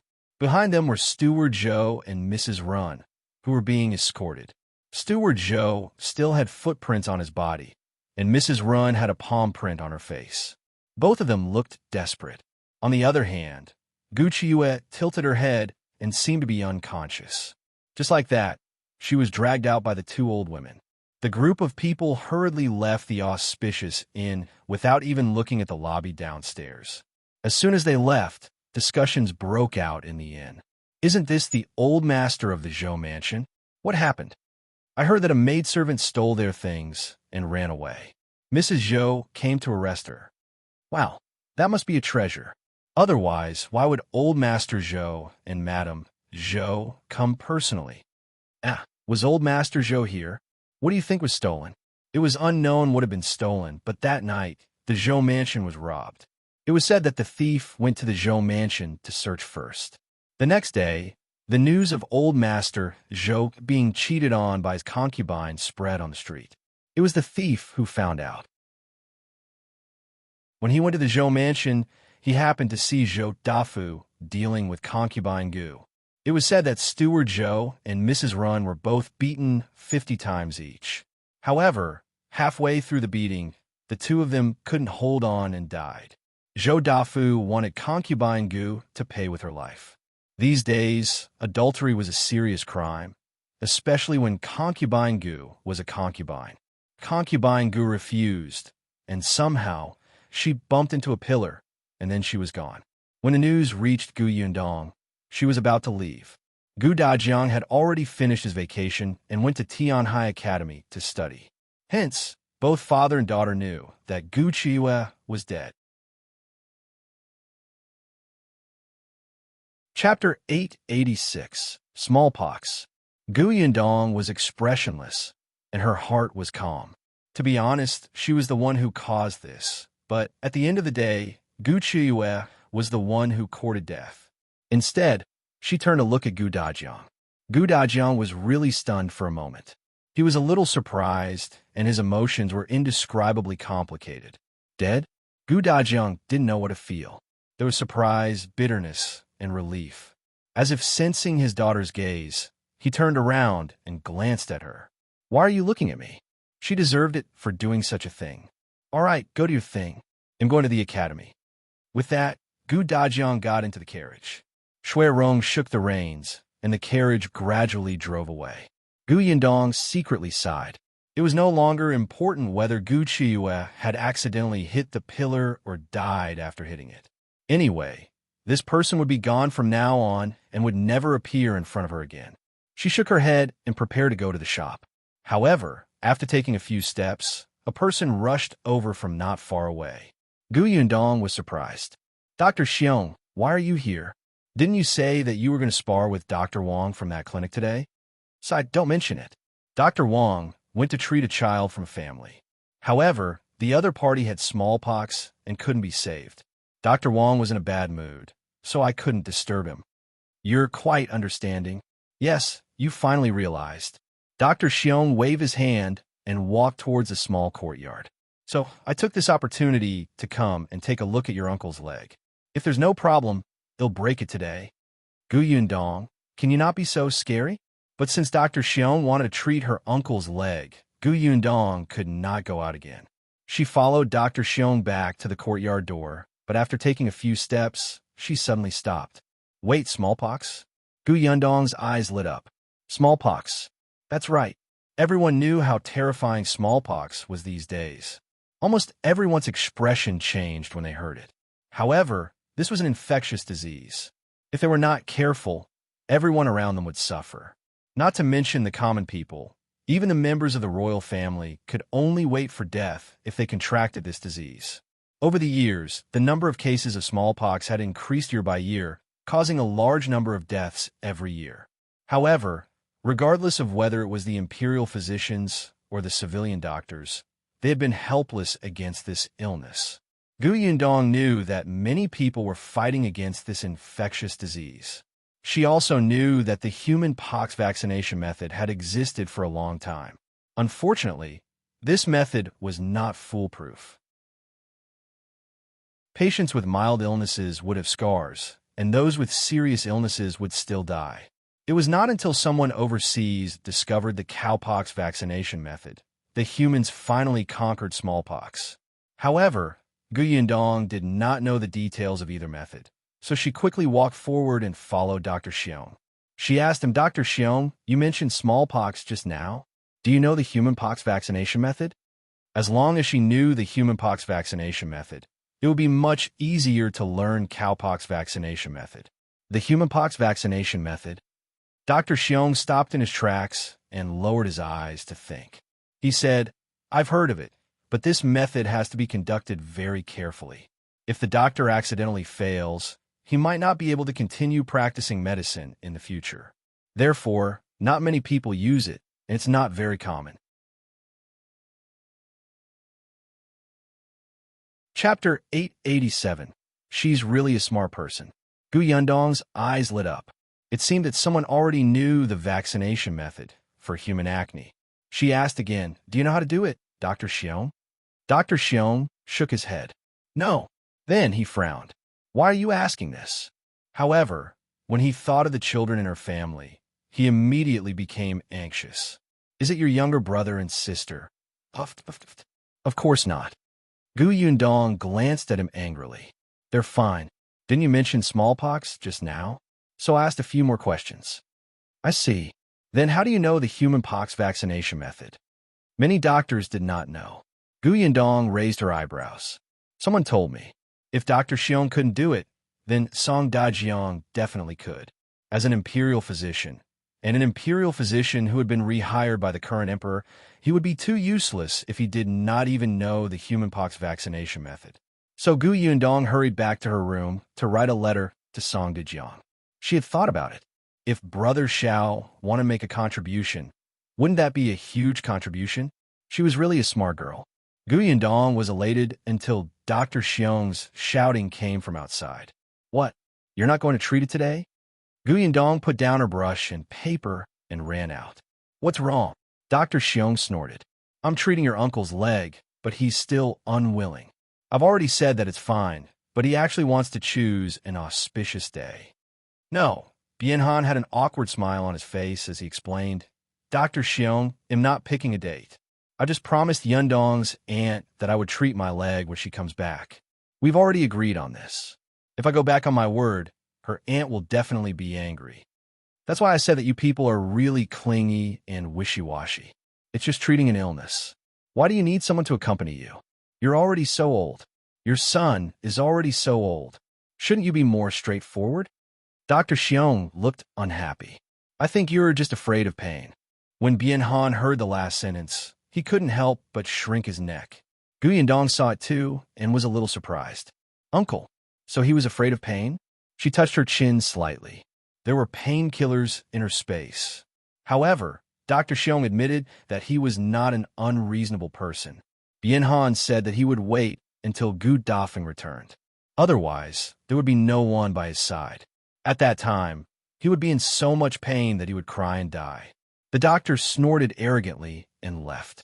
Fortunately, Qiuyue brought Dafu back the next day. The few of them were travel-worn. Dafu looked a little haggard, but she was in good spirits. She probably went to see Bien Mulan and vented her tears a couple of times. Her eyes were a little swollen. However, it could be seen that she was much more relaxed. As soon as Dafu entered, she went to look for Bianhan. I've already promised Mulan that when your leg recovers, we'll go back together to visit her, so you have to recover quickly. Don't worry, I'll take good care of myself. That's good. Let me tell you, Yongfu village is really a good place with beautiful mountains and clear water. The green brick-tiled house in eldest brother's house is the only one in the village. Oh no, there are only two. How about we build a house in Yongfu village? We could be neighbors with eldest brother's family. Yundong saw that the two of them were talking enthusiastically. Dafu should have a lot to say. She quickly winked at Qiuyue when no one was paying attention. Chapter 888. She winked at him. Qiuyue saw that she had been winking at him, and his eyes lit up. Was she winking at him? He quickly followed her, and the two of them walked into the central room to talk. Did everything go smoothly these few days? Yundong asked. Qiuyue looked around and saw Madame Yang standing not far away. He felt a little regretful that he couldn't hold her hand. He cleared his throat and nodded. It went well. You went back and asked Qin Wenzheng about the Tao family, right? What did he say? How involved is Tao Xing? Will he implicate you? This was what Gu Yundong was most concerned about now. The Tao family had sinned, but she could not just watch them make a fool of themselves. It was too worrying. Speaking of this, Qiuyue became more serious. From what Qin Wenzheng said, this matter hasn't been completely investigated. The Tao family seems to be quite involved. Gu Yundong's heart skipped a beat. Quite involved? That's serious? Her brows were tightly furrowed. In the end, Qiuyue couldn't help but reach out and smoothen her brows. It's fine. Although Qin Wenzheng didn't say anything explicitly, he promised me that he would keep me safe. Hearing this, Gu Yundong heaved a sigh of relief. Since Qin Wenzheng said such things, he definitely knew what to do. However, they couldn't just rely on others. She felt uneasy that they didn't have a plan B. You don't have to worry too much.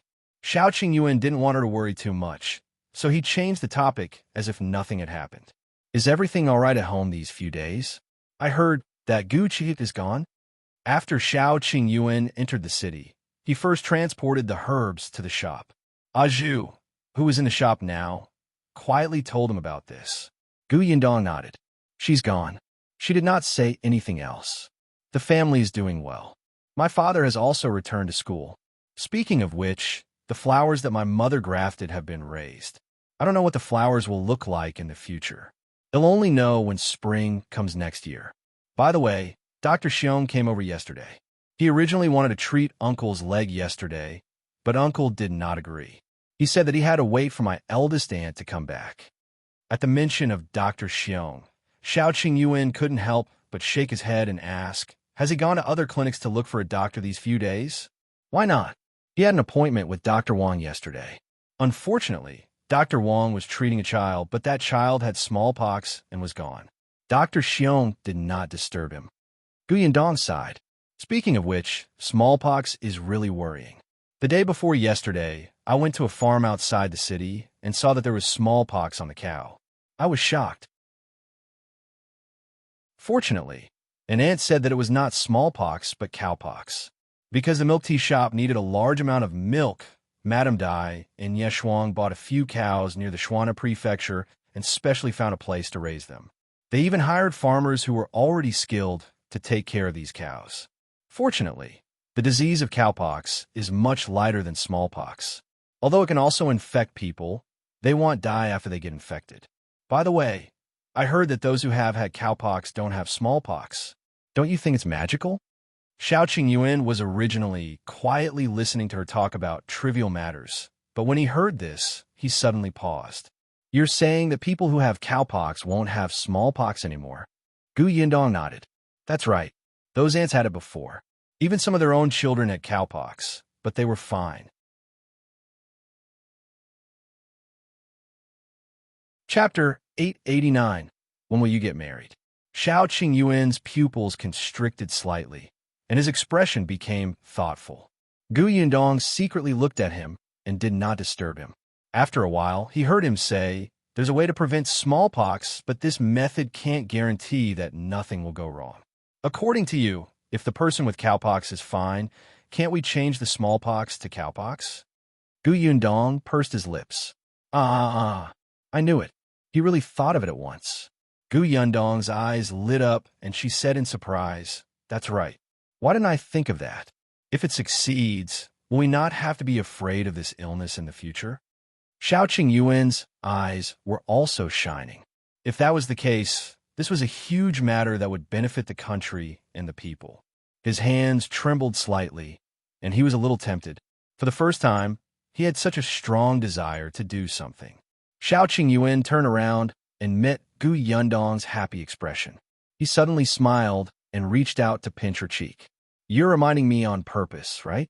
Actually, you could have told me directly. There's no need to beat around the bush. He sounded so certain that it would be too much for Gu Yundong to deny it. However, she still said righteously, how is that the same? If I had told you directly, how could it have been as fulfilling as what you found out yourself? Besides, I really don't know anything about medicine. I don't know the cowpox vaccination method and the human pox vaccination method either. I just thought of this possibility. It can only be said that the two of us have telepathy and thought of it. As for the outcome, I'm not sure. Xiao Qingyuan's expression changed slightly. Is that so? Gu Yundong nodded affirmatively. Yes, so how do we do it? Or do you want to do it yourself? I can't help much. This was true. She only knew about the cowpox vaccination method, but she did not know the details. She had also flipped through the spatial storage last night, but unfortunately, she could not find any books on this topic. What are you going to do next? The smile on Xiao Qingyuan's face deepened. They'll go to the cow farm another day. It's not just the cow farm near the Shuana prefecture. I also want to know the other places. If no one has died from the cowpox, I can give it a try. All right, if the cowpox vaccination method is indeed feasible, you will have made a great contribution. When the time comes, show this method to the emperor. Even if the Tao family commits a heinous crime, your contribution will not be erased. No one can touch you. Gu Yundong felt that she had resolved the important matter in her heart. He felt relieved. Xiao Qingyuan looked at her with a burning gaze. He didn't say anything and reached out to hug her tightly. Thank you. No one had ever done this for him. Gu Yundong's eyes curved into crescents. From the corner of her eye, she noticed Madame Yang staring at them with wide eyes. Afraid that her voice would attract others, Gu Yundong quickly took a small step back and said, I didn't do that for you. I did it for the people of the world. She was actually embarrassed to the point of stuttering. Why was she so cute? Xiao Qingyuan was tempted. I know you're kind-hearted. When will you agree to marry me? Gu Yundong was speechless. What did this have to do with marriage? No matter how kind-hearted she was, she could not agree to marriage so easily, right? She glared at him and suddenly laughed. As long as you can convince my father, we'll get married. Well, this was a little difficult. As Xiao Qingyuan was thinking, a raised voice suddenly came from outside.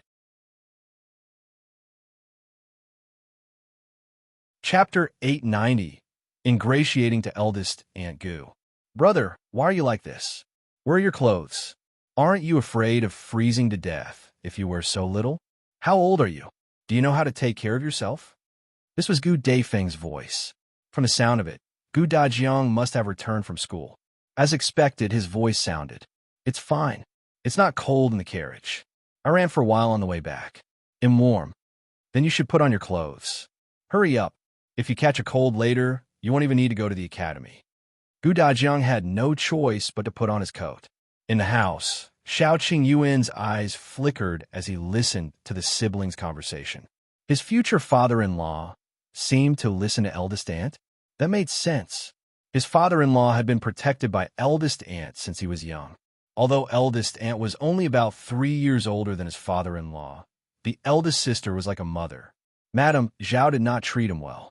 His father-in-law respected eldest Aunt Gu from the bottom of his heart. Moreover, only eldest Aunt Gu and uncle were older than Gu Dajiang now. In the following days, Gu Yundong realized that Xiao Qingyuan spent a lot of time with eldest Aunt Gu. He often gave her a hand without batting an eyelid and was especially attentive to Bien Han's leg.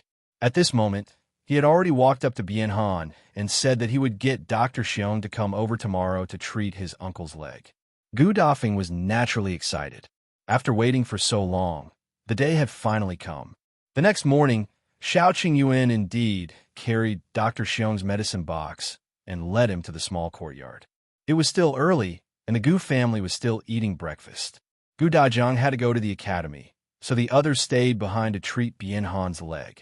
Gu Yundong had previously asked Dr. Xiong if he had any painkillers. Unfortunately, Dr. Xiong said that this medicine had long been lost. Now, someone had concocted it, but the effect was not great. Gu Yundong looked at his uncle, who had been sweating since Dr. Xiong entered the house. She knew that he was extremely afraid of pain. Hence, she took out the painkillers from her space and mixed them in the water for Bien Han to drink half an hour in advance. There wasn't much. Hopefully it would work. After Dr. Xiong was ready, Gu Yundong asked Lu Hongxiu to stay in her room with Yunke and the others while she and Tong Shuitao waited outside eldest Aunt Gu's room. There was only eldest Aunt Gu, Dr. Xiong, and Xiao Qingyuan, who had been pulled in by Dr. Xiong to help. Bien Han grabbed Gu Daifeng's hand tightly and did not even dare to look at his leg.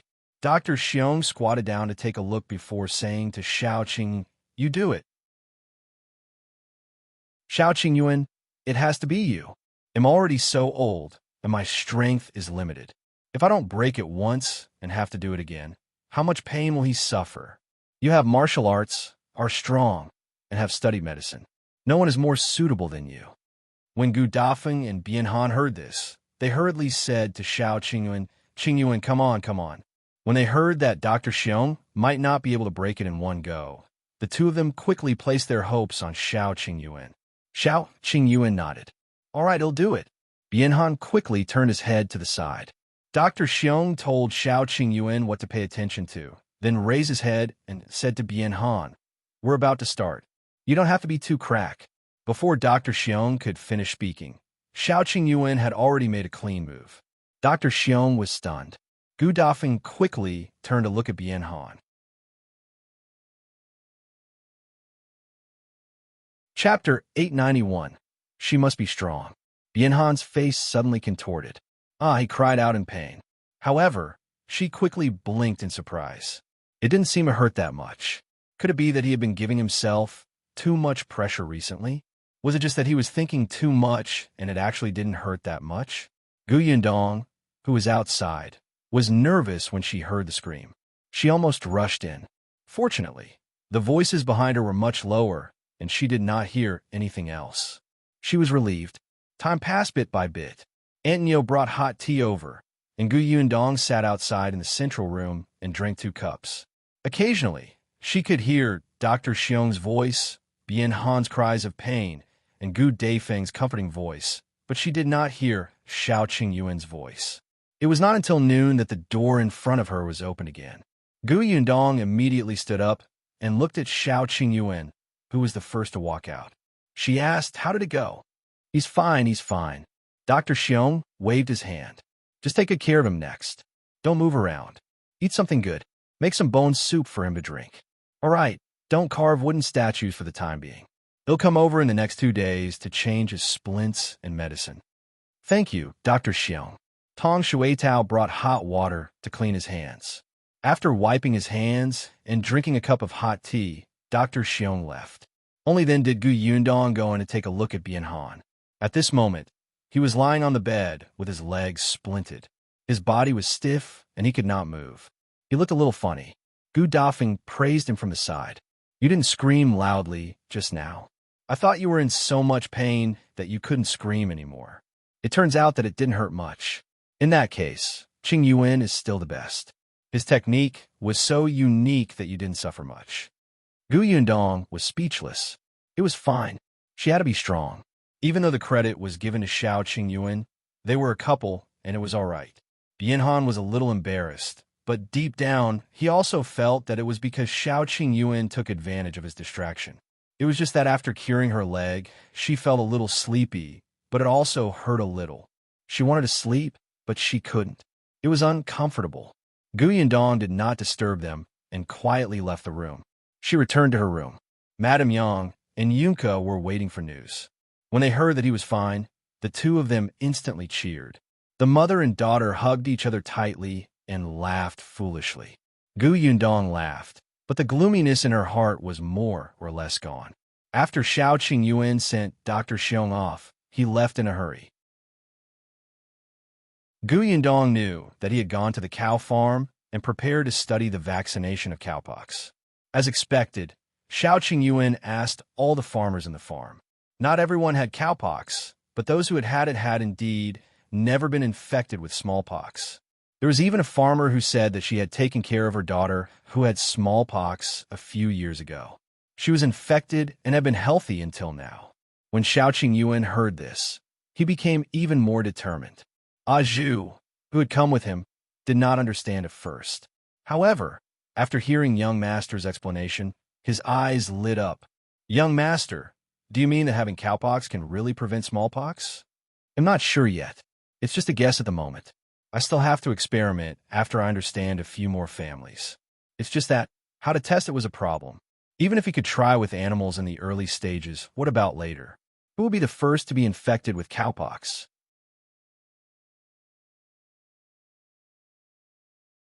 Chapter 892, Zhou's background. This candidate was definitely voluntary, but who would be willing to try such a matter that concerned their lives? Qiuyue had smallpox when he was young, so even if he wanted to do it himself, it was impossible. Zhou seemed to have seen through his dilemma and immediately recommended himself. "Young master, let me do it." Qiuyue looked at him. "What did you say?" "I said I'll do it." He had no hesitation at all. He smiled and said, "I believe in young master. Young master can even make his own medicine. Cowpox is definitely not a problem for you. Besides, didn't we ask just now? A person infected with cowpox won't be in danger. It doesn't matter if I'm infected." Qiuyue looked at him with a serious gaze. "Then you know that it's not enough to infected with cowpox. If I want to know the results, you have to be infected with smallpox to see if it's really useful. Cowpox is fine, but what about smallpox? You might lose your life." Zhou smiled nonchalantly. "It's not that serious. Even if it's smallpox, we can still treat it if we prepare in advance." Qiuyue frowned slightly. Clearly, he still didn't agree. He turned around and walked out of the cow farm. Then, he went to other houses with cows and continued to learn about the situation of people who had cowpox. Along the way, Qiuyue didn't say anything else. Zhou was afraid that he would be angry, so he didn't dare to speak. He just followed behind him, looking like he wanted to say something but hesitated. The two of them got into the carriage and entered the city again. Zhou sat on the shaft of the carriage and rode. As his back was facing Qiuyue, he finally took a deep breath and said, "Young master, actually I'm also afraid of smallpox. I'm especially afraid. You don't know, but I used to have a younger brother who was just a few years younger than me. He just had smallpox when he was young, and he died." His voice lowered by 2 degrees, but it also sounded like a laugh. Qiuyue couldn't see his expression, but he knew that he definitely wasn't feeling well. He continued, "Smallpox is really too scary. Not only did my younger brother die, but even my parents contracted it while taking care of him. They both died. At that time, I happened to be in my grandfather's place and escaped a calamity. When I received the news and returned, the villagers scolded me, because not only my parents and younger brother, but even 2 neighbors were in trouble. Master, don't you think smallpox is scary? Smallpox took my family away. I couldn't stay in the village anymore. I couldn't go to my grandfather's family either. I was completely alone. If I hadn't met Brother Mao and the others, I might have died now. I didn't even think about living such a good life now." Qiuyue was silent. "Young master, if you had such a method back then, my parents wouldn't have left. I just want to do something so that I would feel better. In the future, no one will be like me. Besides, didn't you say that doctors taste hundreds of herbs? Physicians with brilliant medical skills all eat poison themselves. I learned medicine from them. Why can't I grow cow acne?" Qiuyue now knew why Zhou was interested in studying medicine. Moreover, between the guard and the shop assistant, he had chosen to be a shop assistant. "Young master, just agree." Qiuyue was expressionless. "We'll talk about this later. Let's make sure that everyone who has cowpox hasn't contracted smallpox again." Zhou thought that it was fine. He would have a way to convince young master. Chapter 893. Yundong felt her face hurt. In the next few days, Qiuyue went to several houses who raised cows. The results were the same, but it wasn't enough. Perhaps geographical location was also relevant. They had to understand not only the entire Shuana prefecture, but also other places. Qiuyue would only take action after confirming that the other prefectural cities were in the same situation. However, there was no time now because his pharmacy was finally going to open. Unlike Yundong's Gus, the pharmacy was not publicized with great fanfare. That was not right. Dr. Xiong was the only one who went to promote the pharmacy. Over the past few days, he had visited almost all the medical centers in the Shuana prefecture city. In Dr. Xiong's words, the doctors in this prefecture city are so knowledgeable and broad-minded. Especially those doctors in the big medical centers, they're still very willing to spar with me. They won't be angry even if they lose. They're just a little unconvinced. They'll look for me next time. As for me, I told us the address of our pharmacy, and even asked them to introduce customers to our pharmacy later. Therefore, before the shop opened, the pharmacy was already famous. It's you who's famous, isn't it? Yundong did not have the strength to complain, but on the day of the opening, a few doctors really came. Yundong was speechless. Shouldn't these doctors be very busy? Dr. Qiuyue was also a very powerful person. How stupid was that medical center in the past to chase such a talent away? Just because he had a bad temper? Xiao Qingyuan set off a string of firecrackers. It was very lively, and everyone nearby knew that there was a pharmacy here. Dr. Qiuyue called for the few doctors to walk in, but they were unwilling. They waved their hands and looked at the shop. There was no telling if it was because they didn't like Dr. Qiuyue or something, but after a while, they started to pick on him. Your shop is too small. Old Qiuyue, you bragged to the sky back then. I've been waiting to see it. I'm a little disappointed. Me too. Sigh. As expected, I shouldn't have trusted you back then. Also, there's only one assistant in your shop. Can you handle it? There are 6 or 7 herb attendants in our medical center. Yundong felt her face hurt. Indeed, Dr. Qiuyue had friends who came to congratulate him. This was an illusion. These people must have been provoked by Dr. Qiuyue previously and were here to take revenge, right? Looking at the 2 guests who had just entered, they looked at each other and wondered if they should just turn around and leave. You don't have a lot of medicine cabinets, and you don't have many medicinal herbs, right? One of the doctors said as he reached out to open the medicine cabinet on the left and took a look. In the next moment, his eyes suddenly paused, and he shouted, "Old Qiuyue." The others were shocked. What's wrong? What's wrong? Why are there so many herbs? Old Qiuyue, where did you buy the herbs in your pharmacy? The others came over to take a look. The doctor had already opened the medicine cabinet beside him. This is also full of boxes. Old Qiuyue, do you still have these herbs in the storeroom? Our medical center is very short of them. Hurry up and prepare some for me. Me too, us too. After the others took a look, they immediately fought to be the first to shout. One by one, they opened a few medicine cabinets and saw a few more precious and rare medicinal herbs. Their eyes immediately lit up like wolves seeing meat. They wished they could bring all the medicinal herbs in these medicine cabinets home. The customers in the pharmacy were all stunned. Were these doctors really the doctors from the medical centers they knew?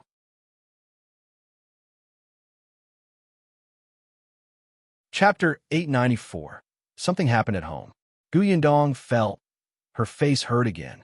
All right, these doctors were indeed Dr. Qiuyue's friends. Look at how they suppressed their desires first. It was simply a big move for publicity. Did you see the customers watching the commotion outside the pharmacy? They all squeezed in. On the other hand, Dr. Qiuyue had a proud expression on his face. He rushed forward and slapped the hands of the doctors away. What are you doing? Stop it. Don't you have any manners? How can you open the medicine cabinets in other people's shops casually? If our medicine shop is missing something, will you be responsible? The doctor who was the first to make a move was a little embarrassed. They were indeed here to make Dr. Qiuyue uncomfortable. Who asked Dr. Qiuyue to be so disrespectful in the past? However, they really liked medicinal herbs too. Now that they saw these medicinal herbs, all of them seemed to have been injected with chicken blood. They did not care about anything else and only wanted to quickly obtain them. Old Qiuyue, this is our fault. I'm sorry. So do you have more medicinal herbs in your warehouse? Give me a sack. Me too. I want a sack too. Me too. Me too. Everyone looked at the last person who spoke. This person should be a guest who had just entered. He did not know the situation yet, but seeing that everyone was fighting to be the first to ask for something, he quickly echoed. Dr. Qiuyue's mouth twitched. What do you want? Are you guests of our shop? No. So these herbs are not for you. All right, move aside. I'm going to entertain the guests. Hey, old Qiuyue, don't say that. We're guests here today. Really? Dr. Qiuyue glanced at them from the corner of his eye. Sure. You're buying medicine, right? Bring the prescription over. If there's a prescription, it'll make the medicine. The few of them looked at each other. They were not sick or in pain. What prescription did they want? However, what they said just now had clearly offended Dr. Qiuyue. Seeing that he was unwilling to let the matter rest, they did not know what to do. Yundong watched and thought for a moment before whispering something to Tong Shuitao. Tong Shuitao immediately took out a brush and paper from behind the counter and silently handed it to one of the doctors. She winked at him. At first, the doctor did not understand. He thought that Tong Shuitao had feelings for him and was a little unhappy. However, when he saw the brush and paper in his hand, he immediately understood and immediately wrote on the counter. After a while, he wrote 3 prescriptions and handed them to Dr. Xiong. Come, prepare the medicine. He was a doctor. Wasn't it easy to write a prescription? Seeing this, the others immediately came to a realization and followed suit. Dr. Xiong had seen Tong Shuitao's actions just now. He also understood what Yundong meant. One still had to do business in a pharmacy. There was no reason to push money out. Therefore, although his face was dark, he still prepared the medicine quickly. On the first day of the opening, because of a few doctors looking for trouble, it became famous on the same day. Qiuyue saw that there was no problem with the pharmacy, so he said to Yundong, "Tomorrow, I want to go to the cow farms in Qingan Prefecture to take a look." Yundong knew that he was focused on the vaccination of cowpox, so she nodded and said, "Be careful. Don't worry." However, the next morning, before Qiuyue went out, a horse suddenly galloped over and stopped at the door of the small courtyard not long after.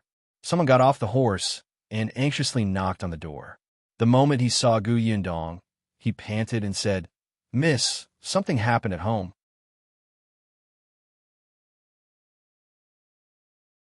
Chapter 895. Someone wants to kill Yunshu. The person who came was an acquaintance called Zhou. He was the escort that Qiuyue had invited to teach Mao and the other 3 martial arts. His frown was very serious, and Yundong's heart skipped a beat. What happened? Zhou looked around. Qiuyue understood and quickly got Lu Sheng to settle the horse first. Then, he led him through the door, blocking the neighbors from peeking out when they heard the commotion. After entering, the 3 of them went straight to the central room. Zhou didn't see Gu Dajiang. He should have gone to the academy, but Gu Dafeng and the others were there. Hence, he lowered his voice and whispered, "Someone wants to kill young Master Yunshu." "What did you say?" Yundong suddenly looked up. Her expression changed drastically as she asked anxiously, "How is Yunshu now?" "He's fine. It's just that." Zhou paused with a hint of pity. "It's just that Tong and was stabbed in the abdomen while protecting Yunshu. His head was also smashed by a wooden stick. I was called over by Mr. Qin to inform you. Before I came, he was still unconscious. I don't know if Tong and is out of danger." He had set off yesterday evening. Although he had sped up, the city gate was still closed when he arrived at the prefectural city. Therefore, he waited until the city gate opened this morning before coming in. Then, he went straight to the small courtyard. Yundong's fingers trembled slightly. Her voice was cold and her eyes were fierce. "Who did this?" "It's the teacher who taught at Dongi Academy previously." Yundong and Qiuyue were stunned. The master of Dongi Academy? When the 2 of them heard that someone wanted to kill Yunshu, and that Zhou was called over by Qin Wenzheng, their first reaction was that the Tao family did it. How was the master of Dongi Academy involved in this? Zhou said, "Master Wei has been taken away by the government office and imprisoned. The exact cause will only be known after the county master interrogates him." Master Qin guessed that Master Wei was indignant after being chased away by Dongi Academy. He must have deliberately taken revenge on young Master Yunshu. Yundong nodded randomly. No matter the reason, the most important thing now was whether Tong and was safe or not. She looked up and said to Qiuyue, "They'll go back now. Go to the Huimin Medical Center and invite Dr. He to Fengkai County. Tong A&S head is injured, and Doctor He happens to be good at this." "Okay." Only then did Yundong walk out of the central room. She said to Gu Dafeng, who was looking over worriedly, "Eldest aunt, there's a problem with the family's business. Brother Xiao and I have to go back. Help me take care of my mother and the rest. When my father comes back, just tell him. Is everything all right?" Gu Dafeng asked worriedly. Yundong shook her head. "It's fine. I can handle it." It was better not to let others know about this for the time being. The exact situation was still unclear, so it was best to prevent them from worrying. Zhou must have received instructions from Qin Wenzheng to tell the 2 of them alone. With that, Gu Yundong left with Tong Shueitao. Xiao Qingyuan let Yi Zhou rest for a while and immediately led the carriage straight to Huimin Medical Center. Gu Yundong and Tong Shueitao went straight to Fengkai County. They left early, but it was already afternoon when they arrived at Fengkai County. Due to the proximity, Gu Yundong went straight to the county town's Gus and found Zhuangzi. Zhuangzi definitely knew about such a serious matter. As expected, when she arrived at the shop, Zhuangzi hurriedly came out to welcome her. "Boss, you're back."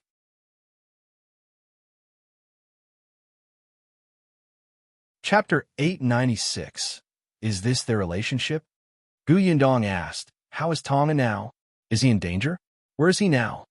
"Boss, don't be anxious. The doctor said that Tong An's life is saved." Seeing that she was in a hurry and her voice was hoarse when she spoke, Zhuangzi quickly poured them 2 glasses of water. When Gu Yundong heard that his life was saved, she heaved a sigh of relief and drank a large glass of water.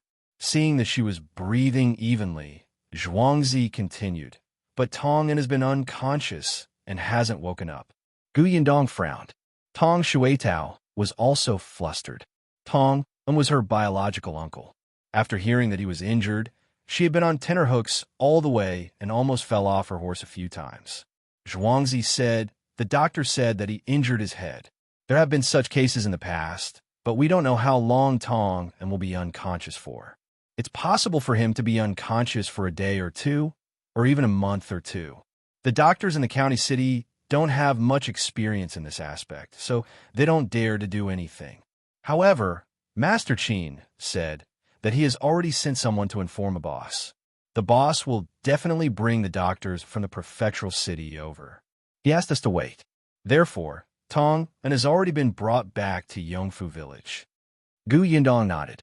It seemed that she could only wait for elder brother Xiao to bring Dr. He over. What about that Master Wei who committed the crime? Did he explain why he wanted to harm Yunshu? Zhuangzi did not know about this. Mr. Qin is keeping an eye on the government office. Although he had also asked his friends in the county city, he did not find out anything for the time being. He'll go look for Qin Wenzheng first. All right. Zhuangzi quickly stopped her. Master Qin should be in Yongfu village now. Gu Yundong nodded and went out. She mounted her horse and immediately headed for Yongfu village. When she arrived at the entrance of the Gu residence, she saw Father Tong hurriedly welcome her. "Miss, you're back." As he spoke, he looked behind her. Gu Yundong knew what he was looking at and explained, "The doctor is at the back. Brother Xiao will bring him over later." Father Tong heaved a sigh of relief and quickly led the horse to the backyard. The atmosphere in the Gu residence was a little gloomy. Perhaps because they heard the commotion outside, Yunshu and Yuanji quickly ran out. "Big sister." The moment the little guy saw her, the emotions he had been holding back collapsed. He rushed over and hugged her waist tightly. Gu Yundong squatted down and touched his head. It's all right. Eldest sister is back." Yunshu's eyes were slightly red and tears were rolling in them. "Sister, Tong An was injured because he saved me." "I know." Eldest sister has already called Dr. He over. He will save Tong, and don't worry. She hugged the little guy and knew that he must be feeling extremely guilty. She could not help but sigh slightly and get up to lead him inside. Qin Wenzheng was also there. When he saw her return, he nodded slightly. Gu Yundong went to see Tong An first. Tong An was lying quietly on the bed. He had already changed into clean clothes, and his forehead was still wrapped in gauze. His face was pale and bloodless. Other than elderly Lady Tong, Madame Cui, who was wiping her tears, there was also Shun Sitian in the house. To her surprise, Shun Sitian's tears did not stop. Her hand was still holding Tong An's hand tightly. Gu Yundong was shocked. Although it was inappropriate, Gu Yundong still felt that she was hallucinating when she saw this scene. When did the two of them have such a relationship?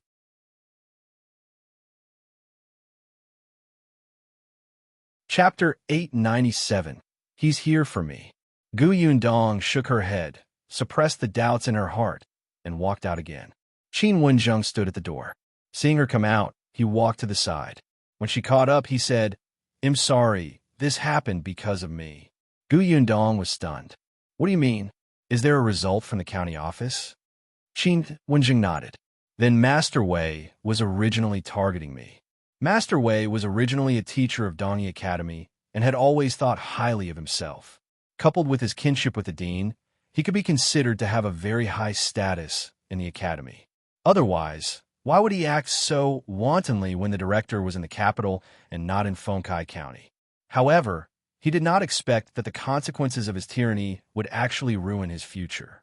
The first time Yundong saw him, he had pressured Madame Go at the entrance of Wenzheng School and almost caused her to fall and be injured. Although Master Wei was at a disadvantage in the end, Wenzheng doted on his wife. How could he really forgive someone who almost hurt his wife? Wenzheng would remember this debt. At this point, Wenzheng only wanted to find an opportunity to teach him a lesson. He did not really want him to pay any price. However, Master Wei courted death himself. Later on, he brought the students of Dongyi Academy and took advantage of Wenzheng's absence to challenge his students. Moreover, he had lost in public and became the laughingstock of the entire county. The acting director could not take it anymore and suspended his position as a teacher. This matter would wait until the director returned to Fengkai County. At that time, Master Wei had wanted to plead with the dean, but he did not expect the dean to know Wenzheng's identity. Wenzheng naturally would not show mercy to someone who had caused trouble for his wife and students several times. In addition, the dean was also dissatisfied with Master Wei's actions, so he completely chased him out of Dongyi Academy. He even issued an expulsion document and punished Master Wei in public in front of all the students in the academy. Master Wei had lost all face. He left the academy dejectedly. After returning home, he was even criticized by his neighbors. He was famous in the county, so it was impossible for him to teach elsewhere. Even his family was implicated by him and was kept a respectful distance from. Because of this, Master Wei was extremely disliked at home. His wife, who used to be gentle and caring in front of him, seemed to have become a different person. Not only did she despise him all day, but she also slept in separate rooms with him. His family was also experiencing more and more difficulties. He no longer had any income as a teacher and could only eat surplus food. The food he ate also changed from fine food to coarse food. In the end, he could only eat until he was half full. Day after day, the conflict in the family deepened. Master Wei's temperament became more and more gloomy, and he slowly began to drink. Last time, he stole money and was discovered by his wife. Then he hit his wife. His wife exploded and went back to find her brother.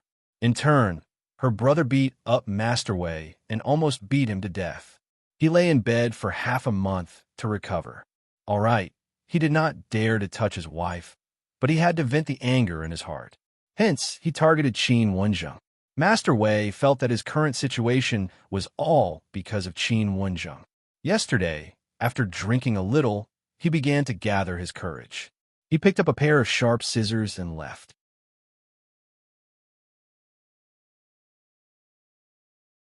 Chapter 898.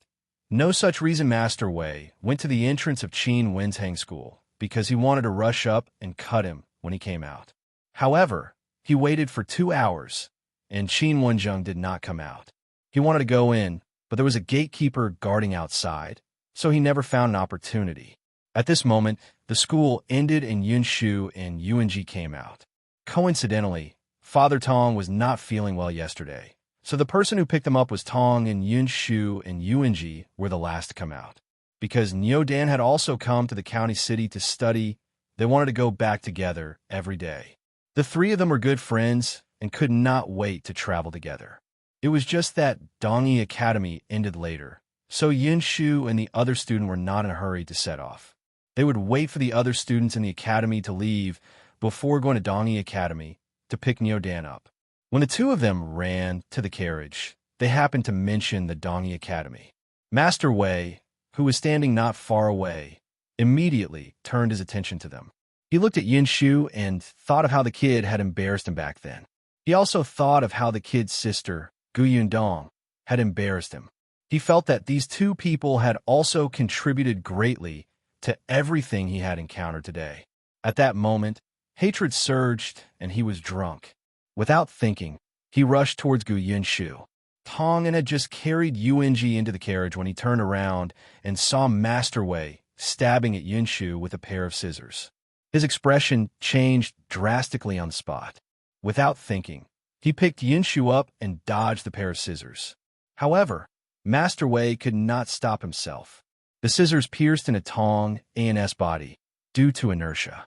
Tong'an cried out in pain. He still remembered to put Yunshu down carefully at a time like this.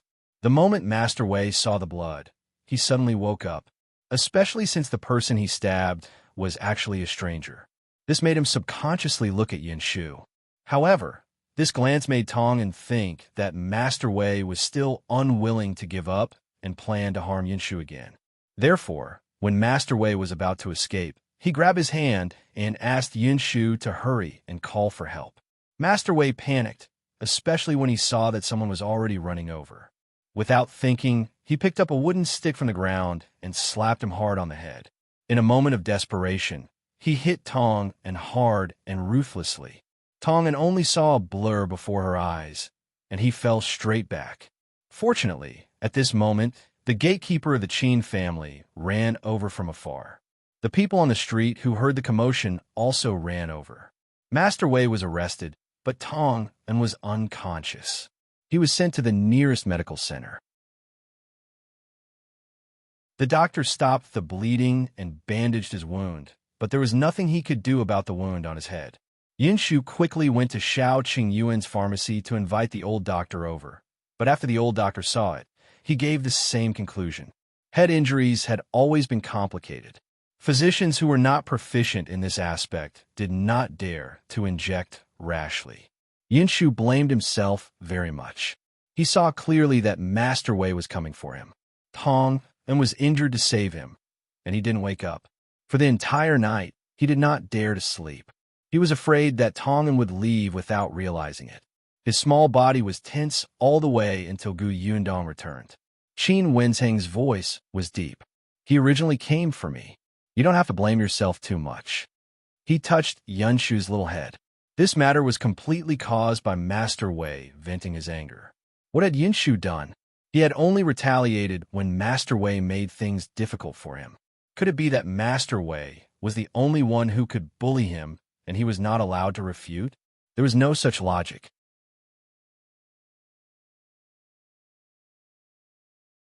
Chapter 899.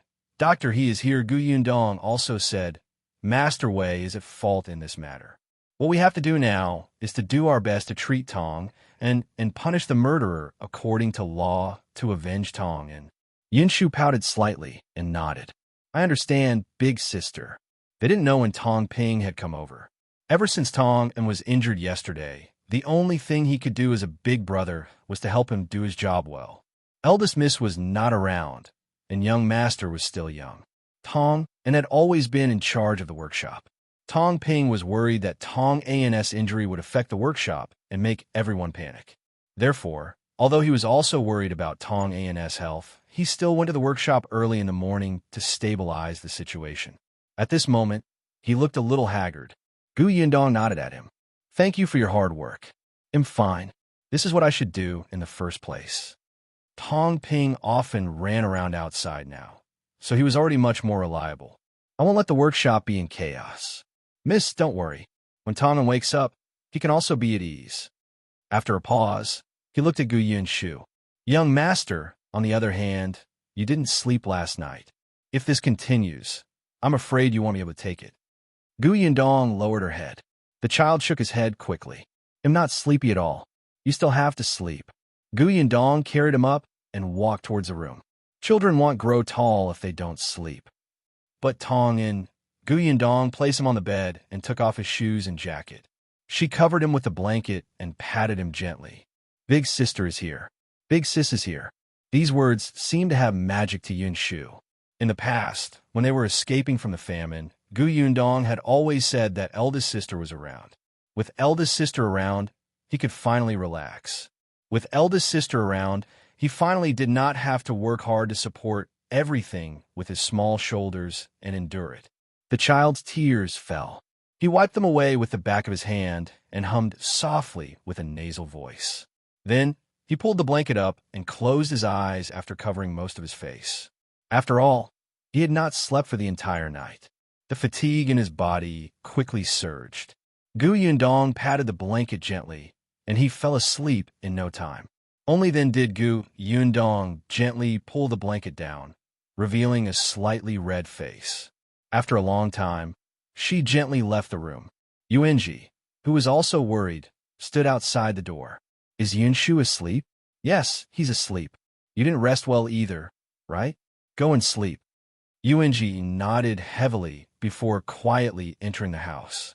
He carefully lifted the blanket and crawled into bed. The two children slept side by side and felt the entire room become warm. Yundong gently closed the door. When she turned around, her expression darkened. Wenzheng was still standing at his original spot, waiting for her. When he saw her coming over, he said, "He'll keep an eye on the government office. Don't worry, I won't let him have an easy time." Yeah. Only then did Wenzheng leave. With Yundong around, there was no need to worry too much. When it was almost evening, Qiuyue finally returned. Dr. He came back with him. Dr. He seemed to be in a bad state. When he arrived at the Gu residence, his legs were weak. Yundong was surprised. "Didn't you take a carriage?" Dr. He turned around and glared at Qiuyue, almost falling forward. Qiuyue reached out to support him expressionlessly and push him forward.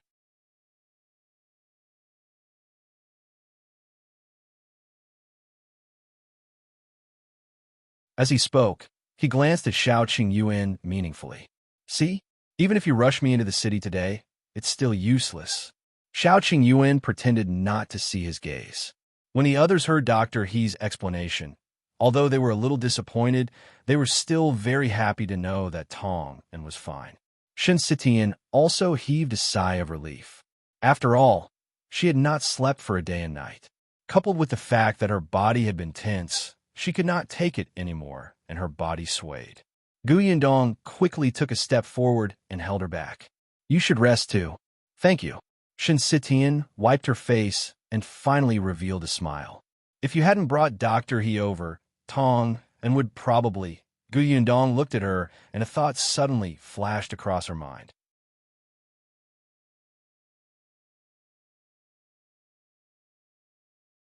Chapter 901. Concern. This thought ran through Yundong's mind for a moment before she temporarily suppressed it. There was no hurry. She would treat Tong first and ask him when he woke up. With his contributions this time, it was not impossible to remove his servant status. Dr. He temporarily settled down in the Gu residence. Madame Cui tidied up the guest room for him and came out. Dr. He had been on the road for the entire day and rested after dinner. The next morning, under everyone's eager anticipation, he carried the first aid kit and focused on performing acupuncture for Tong. Apart from Tong Ping, who was his assistant, everyone else was waiting outside. Yunshu and Yunshu squatted on the ground, hugging Big Black and staring at the door. Yundong watched from behind. She knew that the two children were anxious, so she did not persuade them.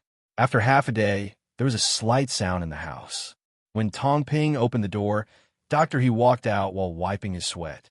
"Doctor, how is Tong?" Madame Cui was the first to go up and ask. Dr. He said, "He's fine. If nothing goes wrong, he'll wake up tonight."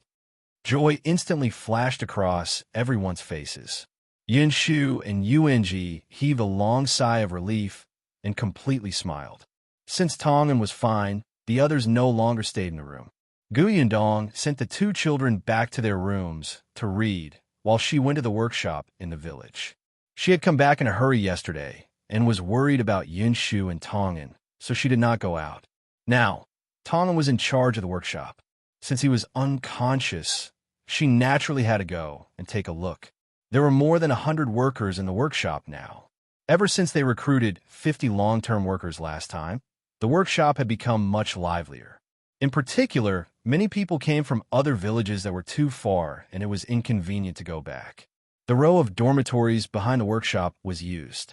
When Yundong went over, many people immediately surrounded her and asked about Tong An's situation with concern. Boss, is Steward Tong all right? Boss, have you caught the perpetrator? Boss, if there's anything you need our help with, just tell us. Most of the people who asked questions were the long-term workers from before. They were more familiar with her and dared to speak in front of her. Although the people who came later were also concerned, they still stood a distance away. Yundong answered the questions one by one. She watched as everyone in the workshop worked in an orderly manner. Even though Tong was not around, no one seemed to be slacking off. It seemed that Tong had indeed managed it very well. After walking past the jam area, Yundong went to the dried fruits area. Finally, she arrived at the sugar production room. Since the sugar cane matured this year, the production of white sugar was naturally on the agenda. This time, she did not do it herself, nor did she leave the last step in the Gu family's backyard. In the beginning, Yundong had estimated that the production of white sugar could be monopolized for 2 to 3 years. After that, it would definitely become more and more common. Now that the imperial court was controlling it, no one dared to brazenly sell white sugar. However, Wenzheng had told her that there were already people in the capital who had secretly made them.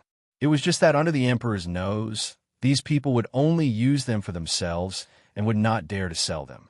The emperor would turn a blind eye to such small actions. Although Yundong did not expect to always monopolize the technology, the current production in this area was still in the hands of people she trusted. In the sugar area, the Zhou couple and the group of people who had worked with her for a short time were all busy.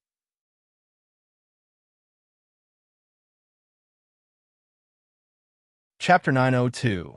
Talk to you, of course. These people also had the highest salary. Yundong trusted the Zhou couple the most, so they were in charge of this. Although Madame Dong had a soft personality, Wenzheng had some talent in management. He would be tough or soft when he needed to be. Therefore, the Zhou couple's monthly salary was already 4 taels of silver. It was said that after the new year, the couple planned to send Zheng Lu to a private school. Now, Yunshu, Yuanji, Nyodan, and the Zheng family were all studying in school. Zheng had been learning embroidery from Shun Sitian recently. Hence, Zheng Lu was often the only one at home. In the past, the Zheng family was poor and lived far away. The 3 children of the Zheng family were sensible enough to help the family work and rarely went out to play with the other children. As a result, Zheng Lu had almost no friends in the village who were on good terms with him. Now, he could go out to play. However, as he played, he came back covered in mud and dirty. He went up the mountains and down the river like a wild monkey. Every time Madame Dong looked at him and then at her eldest son, who had returned from the private school, she felt very vexed. She thought that he should indeed study. Apart from this, the Zheng family also planned to rebuild their house. Yundong was naturally happy for them. When they first came to Yongfu village, the Zheng family had shown them kindness. Now, she had repaid them. The others in the village were extremely envious. Some of them regretted even more. If only Yundong had stayed in their house back then, perhaps they would have been the ones to build a new house today. There were even people who laughed at Madame Feng and her daughter. Look, they didn't seize such a good opportunity back then and even chase them out. In the end, the Zheng family rose step by step, but Madame Feng and her daughter cut ties with the village chief's family. Yundong had heard these rumors occasionally. This was exactly what she wanted. She wanted everyone to understand that if they followed her, they would have food to eat, a new house to live in, and a good life. If they insisted on finding trouble with her, they would have to consider the consequences. After looking at the sugar area, Yundong went to the dormitories at the back. It seemed that 1/3 of the dormitories had already been occupied. It looked a little lively. It was already noon by the time she finished checking the workshop. Tong woke up much earlier than Dr. He had said. He woke up not long after noon. Dr. He examined him and nodded to confirm that he was fine. As long as you recuperate well, there won't be a big problem. Dr. He left the medicine and instructed them to take note of things. The next day, he returned to the prefectural city. It was Qiuyue who sent him back. He also went to the prefectural city to report to Gu Dajiang and the others. Then, he continued to study the problem of cowpox. Yundong stayed behind. After Tong and recuperated for 2 days and became a little more energetic, she went to find him. Tong was lying on the bed and reading a book. Now that he could read, he had nothing to do while he was recuperating, so he read to pass the time. When he saw Gu Yundong enter, he quickly straightened his body. "Miss, why are you here?" "Don't move. I just want to talk to you." Tong and didn't understand. "Miss, if there's anything you need, just tell me." Gu Yundong pulled a stool and sat down beside him. "It's about this matter. I want to thank you. It's all thanks to you a few days ago. If you hadn't saved Yunshu, that pair of scissors would have pierced into him. He might not even have been able to keep his life."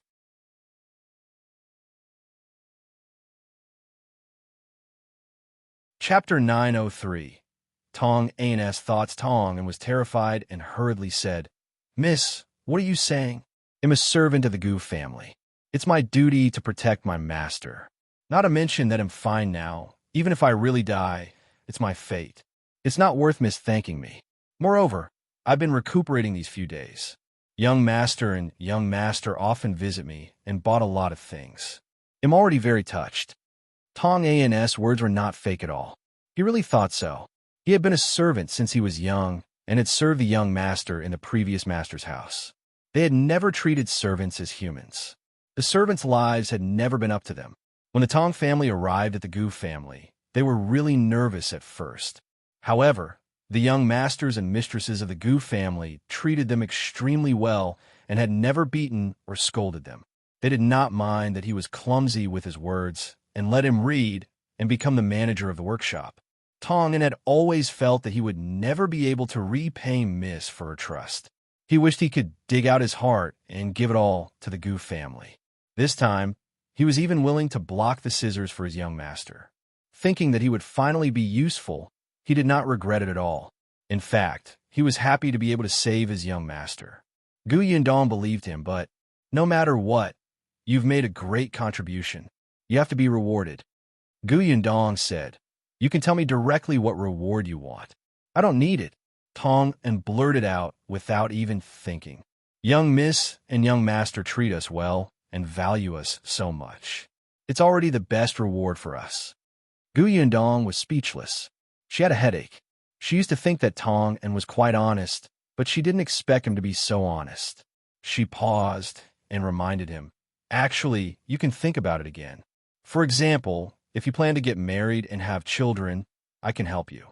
Or if you're missing something, you can mention it." "No need. I don't plan to get married again in this life. I don't lack anything. The Gu family has everything, and I have such a high monthly salary. I could buy anything I want." Gu Yundong frowned. Judging from his resolute tone, did he really not intend to get married again? Could it be that he had no feelings for Shin-Sitian? Gu Yundong's head hurt even more. She looked at Tong and carefully for a moment. Indeed, she did not see any embarrassment on his face. She sighed silently in her heart. Then, say it first. When you think of it, we'll settle it together. Gu Yundong stood up. "Rest well first. I'm leaving." She went out the door, puzzled. What should she do if her brain wasn't enough? What was going on with these two? She wondered if she should ask Shin-Sitian for her opinion. But in the following days, Shin-Sitian did not take a step closer to Tong Ans' room. It was as if on that day when Tong An was unconscious, the scene of her holding Tong Ans' hand and crying was just Gu Yundong's imagination. What were these two doing? Gu Yundong went straight to Shin-Sitian and asked her what had happened that day. Shin-Sitian shook her head and said, "I was just shocked that day." Gu Yundong would be a fool to believe her. "Tell me honestly, have you taken a fancy to Tong An? Did you tell him?" "Yundong, I don't plan to get married again in this life. You know what I've experienced in the past, and I can't tell anyone about it. I just want to build a house next to this place after I save enough money. I might adopt a child in the future, and that will be all for the rest of my life."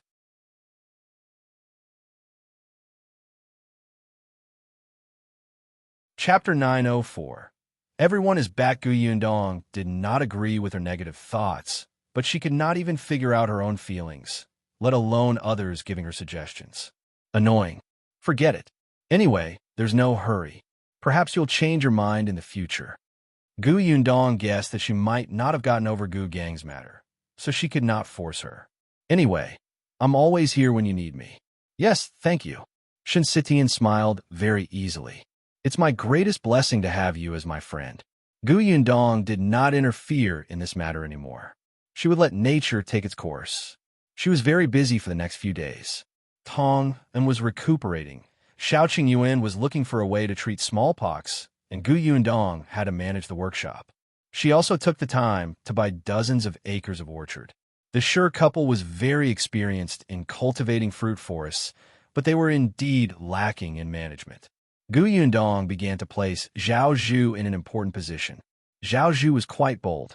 He helped Yundong recruit some farmers to take care of the fruit forest. In addition, his son was becoming more and more reliable. Now his life was getting better and better.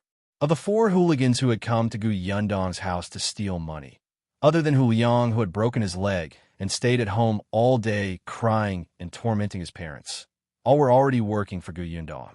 This made Huliang's mother, Yue, feel unbalanced. She often badmouthed Yundong in the village. Unfortunately, more than half of the people in Yongfu village were working in Yundong's workshop or orchard. Naturally, they would not listen to her. Even if they did not work for the Gu family, they hoped that they would be chosen one day. How could they help Yue frame the Gu family? On the contrary, the Hu family became even more unpopular in the village. The days passed by in a flash. During this period, the workshop sent goods to the prefectural city a few more times and even brought Gu Dajiang's letter. He only asked her about her daily life and didn't know about Yunshu. Master Wei's case had already ended. The news Qin Wenzheng gave her said that he had been sentenced to a place thousands of kilometers away. She busied herself until the end of the month, and it was finally Yundong's coming-of-age ceremony. She had even forgotten about this day. Unexpectedly, one day, her parents, sister, eldest aunt, and Aunt returned. Only then did she suddenly remember that this was an especially important day for her. Eldest uncle did not follow them back. His leg had only been treated for a month, and Dr. Xiong had instructed him not to move around. He could not sit in the carriage, so he could only regretfully stay in the prefectural city. Lu Sheng and Annie Niu were still in the small courtyard, so they could take care of him. But he prepared a coming-of-age gift for you. Gu Dafeng handed her a wooden sculpture. It was a wooden carving of a screen. It was not complicated, but it was very detailed and beautiful. It could be seen that Uncle had put in a lot of effort when carving it. I love it, thank you. There were still 2 days before her coming-of-age ceremony. In the afternoon, Qiuyue returned. However, even though he looked normal, Yundong keenly noticed that he looked haggard and was in a bad mood. What was going on? Was there a problem with the cowpox vaccination method?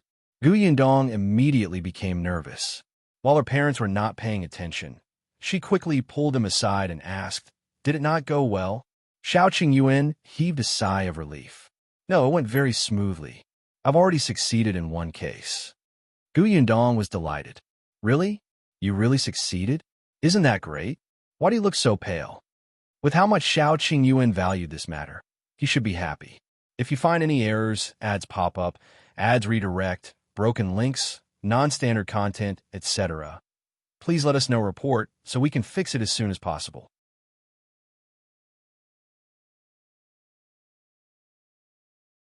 Chapter 905. Surprised Qin Wenjing Qiuyue was indeed happy, but he was also a little angry. Do you know who the successful one is? Yundong frowned and shook her head. Qiuyue said, "Zhou." Yundong's eyes widened. He got infected? Did he agree to it?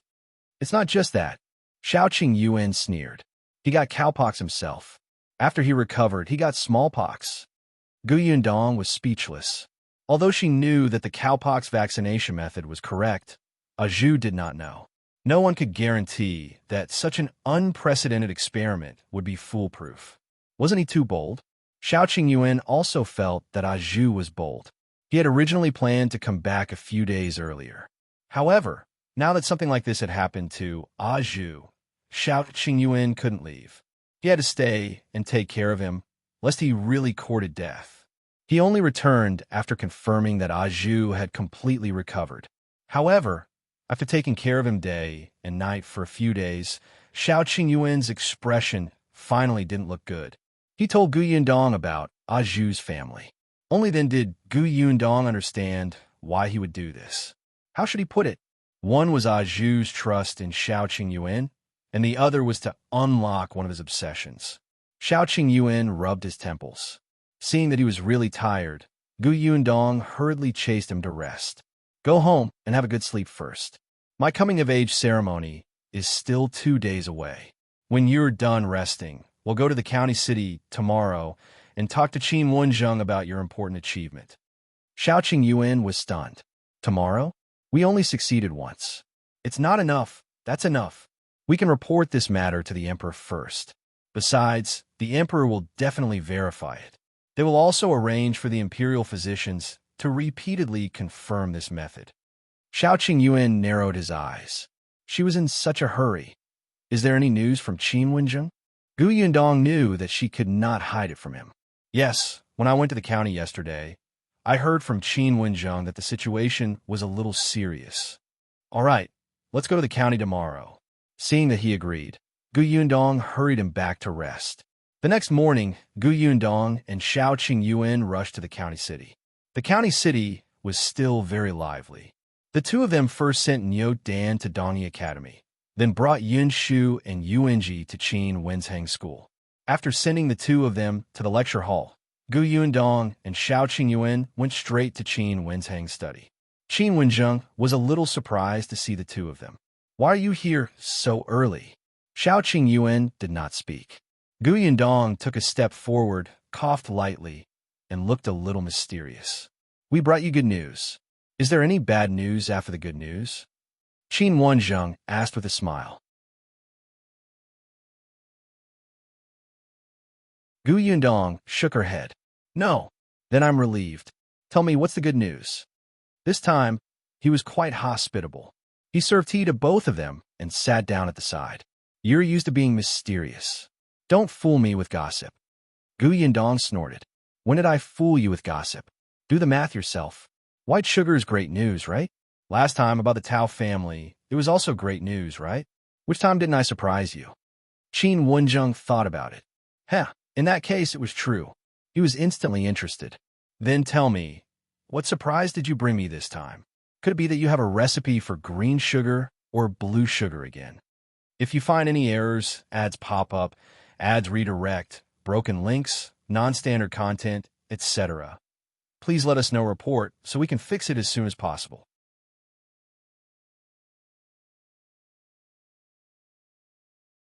Chapter 906. The Tao family found third. Young Master Yundong was speechless.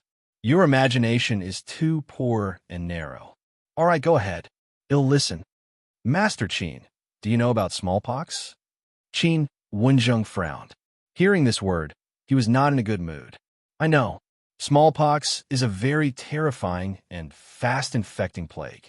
Since ancient times, countless people have died from smallpox. 2 young geniuses from the previous dynasty died because of it. It's a huge pity. Even the royal family can't avoid it. There's no medicine to treat it until now. As Qin Wenzheng spoke, he sighed and was puzzled. Why are you asking this? Could it be that the surprise you mentioned is related to smallpox? He paused and suddenly thought of something. Could it be that you have a way to treat smallpox? Yundong was expressionless. No. Qin Wenzheng was instantly disappointed. Then why are you saying this?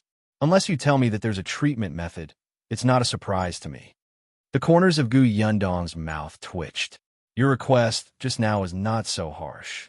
I don't have a cure, but I have a way to prevent it. Qin Wenzheng was stunned. Prevention? You mean the human pox vaccination method? Yundong, this is not novel. Someone has already used this method. I'm not referring to the human pox vaccination method. Of course, I know that this method has been used for a long time, and the failure rate is extremely high. I'm referring to a new method, the kind that is foolproof. Qin Wenzheng was shocked and turned to look at her. Is what you said true? That's a surprise, isn't it? Qin Wenzheng finally sat up straight with a serious expression. Tell me in detail. What makes you so sure that your method will be foolproof? Have you tried it? Yundong looked at Qiuyue. My brother Xiao discovered this method. You should ask him to explain it to you. But let me make it clear first. You have to report this matter to the emperor truthfully and let him know that my brother Xiao has made a great contribution that's worth a death exemption medallion. He can't be implicated because of the Tao family. Wenzheng, he lowered his head slightly, from an angle that the two of them could not see. A strange expression flashed across his face. However, when he raised his head, he became nonchalant again. Of course. Tell me, I promise to report it truthfully.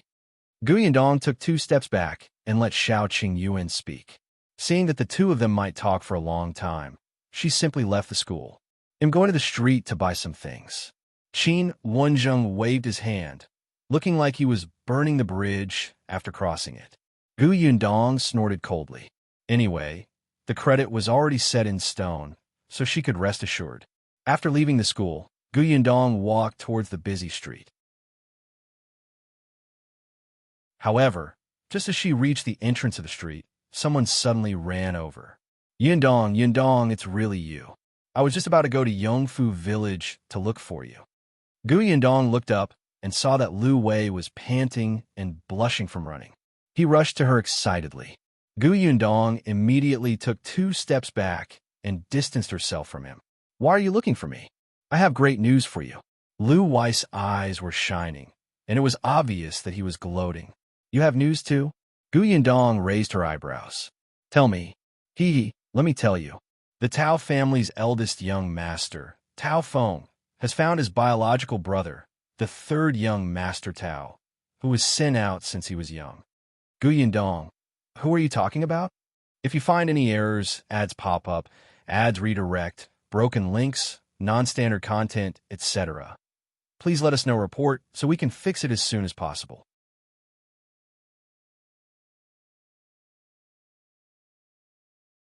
Chapter 907. 3rd Young Master Tao is someone else. Yundong felt that she must have been hallucinating. She tugged at her ears and asked again, What did you just say?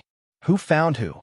Lu Wei said proudly, Tao Feng, the big brother of Tao Xing, who is always jumping up and down and not doing anything serious except deliberately opposing me, suffers the consequences of his own actions. He found the 3rd young master of the Tao family. Oh, right, you might not know that the Tao family still has the 3rd young master. He quickly cleared his throat and tried his best to share the gossip with her. Let me tell you, the Tao family originally had 3 sons. Tao Feng was the eldest. He and 3rd brother were born by Master Tao's first wife. Tao Xing was born by the current Mrs. Tao.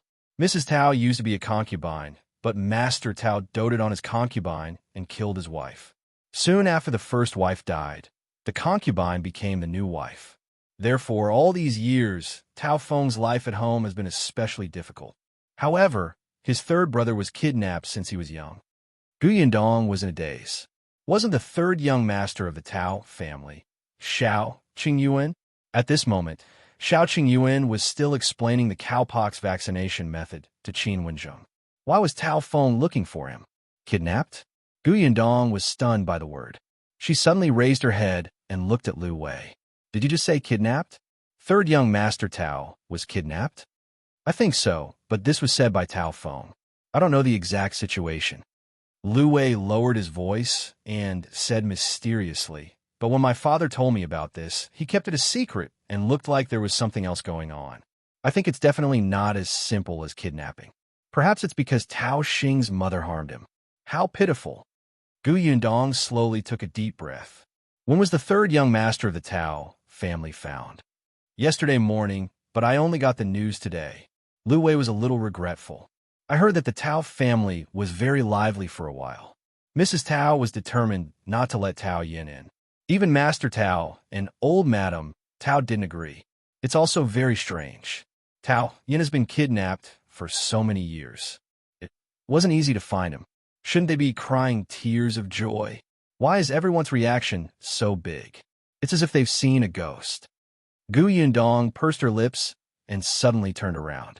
Lu Wei was stunned and hurriedly followed. Hey, where are you going? I haven't finished speaking. Yundong walked faster and faster until she started to run. Lu Wei chased after her for a while. He was in such a hurry that he stumbled. Just as he was blaming himself for eating too much recently and gaining weight, he looked up and saw that Yundong had disappeared. "Why did you run so fast?" "It wasn't easy for me to gossip with you, but you didn't stay and laugh with me. Are we still friends?" Unable to catch up, Lu Wei gave up in the end. However, Yundong quickly returned to Wenzheng school. Before she could enter, she saw Qiuyue walk out. She rushed to him and asked, "Are you guys done?" "We're done." Qiuyue was a man of few words. His explanation was simple and straightforward. As for the specific data, he directly wrote it down in his notebook and handed it to Wenzheng to read it himself. After all, Wenzheng was not a doctor, so he could not ask any professional questions. In any case, it was enough for him to know that the cowpox vaccination method was feasible and had a very high success rate. Therefore, Qiuyue came out to look for Yundong. If you find any errors, ads pop up, ads redirect, broken links, non-standard content, etc., please let us know report so we can fix it as soon as possible.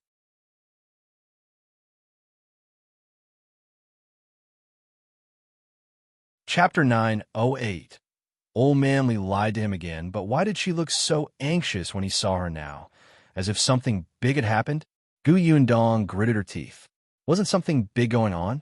She grabbed Qiuyue's hand and walked in again.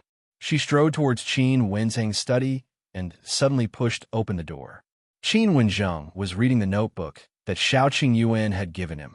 When he heard the sound of the door breaking in, he was shocked and almost reflexively hid the notebook. Seeing that it was the two of them, he heaved a sigh of relief. You have to knock on the door before entering. Even your brother knows this. Don't you know this kind of etiquette as an elder sister? Yundong did not seem to hear him.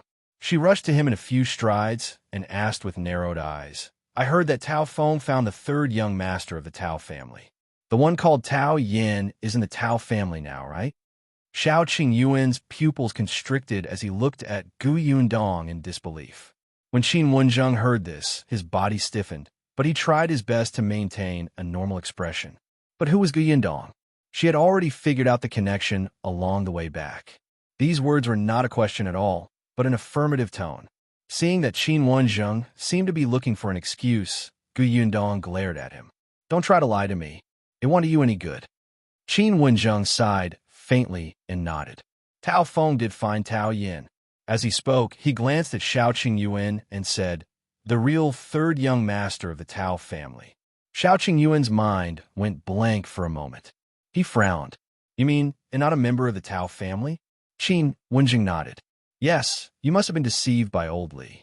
However, what he said about the third young master of the Tao family being given away as a jinx to be raised and tormented by others is true." Qiuyue was stunned. It was fake again. That old man lied to him again before he died. However, he had clearly investigated. He had personally asked the two old men who had been the Tao family for more than 20 years and confirmed that the third young master of the Tao family had been carried away by Old Manly. He was now 20 years old, and so was third young Master Tao. 2 days after third young Master Tao was carried away was the time he appeared in Yongfu village. Master Tao's first wife's surname was Xiao, and when he was young, he had the word Xiao on his clothes. He had seen that swaddling cloth. Moreover, if he was not the third young master of the Tao family, why would Old Manly torture him like this? Wenzheng glanced at him and sat down again. No wonder you couldn't find out. Back then, third young Master Tao was indeed carried away by Old Li. However, he handed the kid over to someone else. As for Qiuyue's clothes when he was young, it was very likely that Old Li had taken them from the real third young Master Tao. Qiuyue lowered his head slightly. No one knew what he was thinking. After a while, he suddenly laughed. In that case, am not the one that, according to Tao family, would jinx his relatives? Yundong was stunned. Her heart suddenly ached terribly. It turned out that this was still what he cared about the most. Yundong herself did not believe it, but Qiuyue had grown up in such an environment. Old Li had given him such a huge blow before he died. The saying that he was a jinx had already taken root in his heart and become a dead knot. She immediately reached out to hug him. Wenzheng's eyelids twitched. It didn't conform to the rules. Was it appropriate? If you find any errors, ads pop up, ads redirect, broken links, non-standard content, etc., please let us know, report, so we can fix it as soon as possible.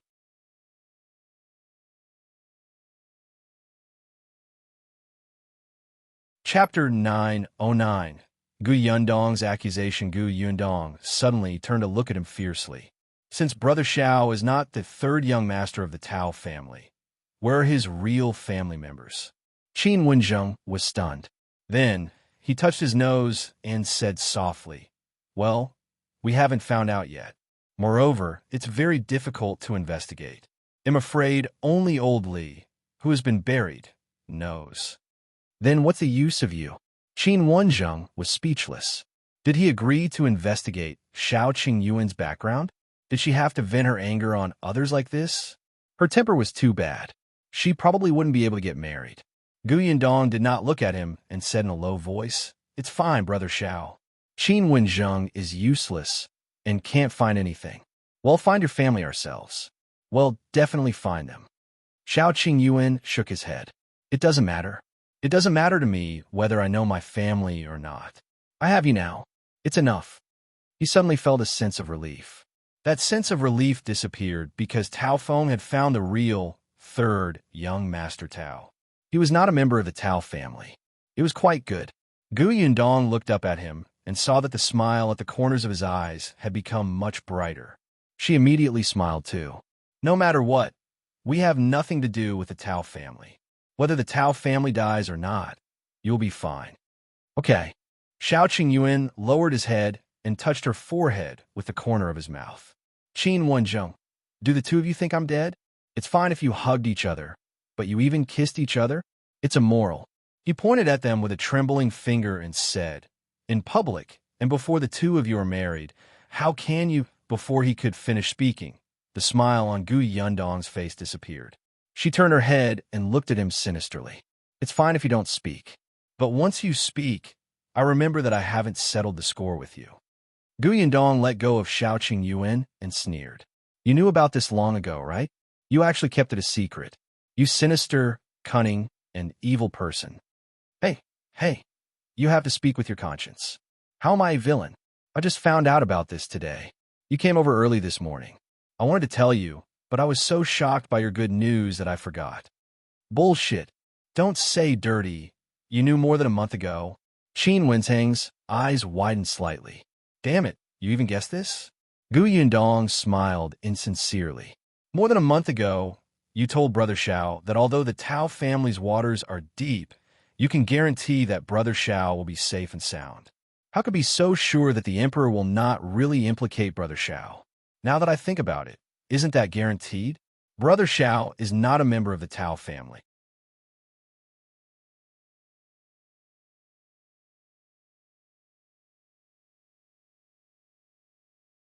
Chapter 910. "Then he'll beat you, stupid. You can eat whatever you want, but you can't spout nonsense." Wenzheng quickly explained, "I was just curious about how capable you are. The facts have proven that you're indeed powerful. Flattery won't help. Give us back the cowpox vaccination method. We won't give it to you anymore." Wenzheng was speechless. "Do you think this is children playing house? How can you take it back?" "Yundong, that's where you're wrong. The cowpox vaccination method is a good thing for the country and the people. Do you know how many people it can save if it's made public? This is a good deed, merit, and a huge matter that saves lives. How can you take it back? Besides, Xiao Qingyuan has already told me. He'll remember it in my mind. How can you take it back?" When he said the last sentence, he was even a little proud. A genius was indeed a genius. He remembered everything Xiao Qingyuan had told him clearly. Yundong gritted her teeth in hatred. It was not that she was unwilling to give Wenzheng this thing. She was angry that Wenzheng had known about it long ago, but did not tell them. Did he know how long they had been on tenterhooks? This bastard. "You've memorized it, haven't you? Then I'll beat you silly and see how you'll remember it." Coma's Yundong spoke, She grabbed the brush on the desk and threw it at him. Wenzheng hurriedly stood up and took a few steps back. However, Yundong refused to give up. She grabbed the book on the table and threw it at him. Wenzheng cried out in heartache, "You can't throw this away. This is the only copy. Hey, this is a purple brush. It's very expensive.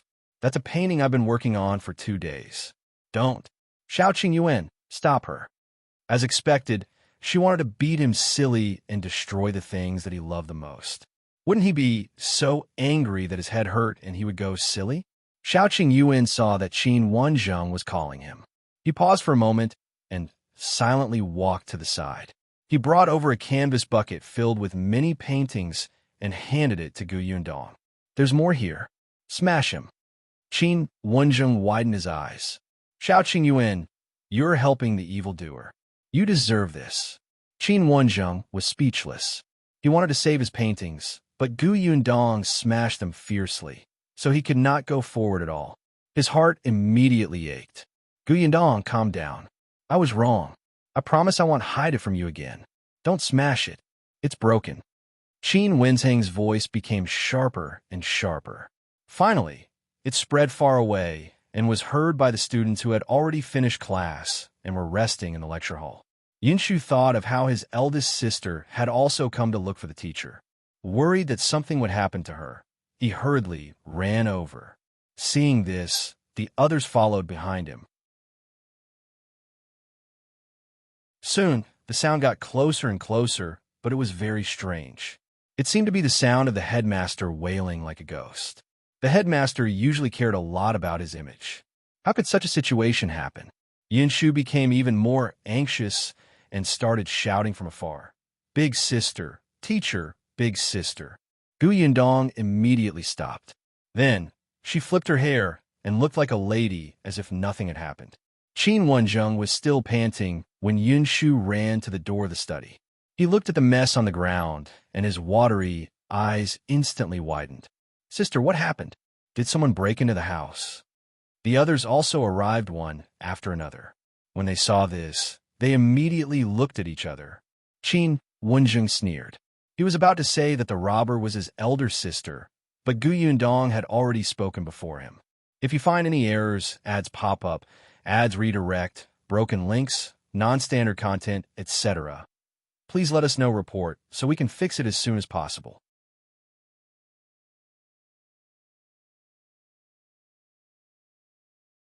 Chapter 911.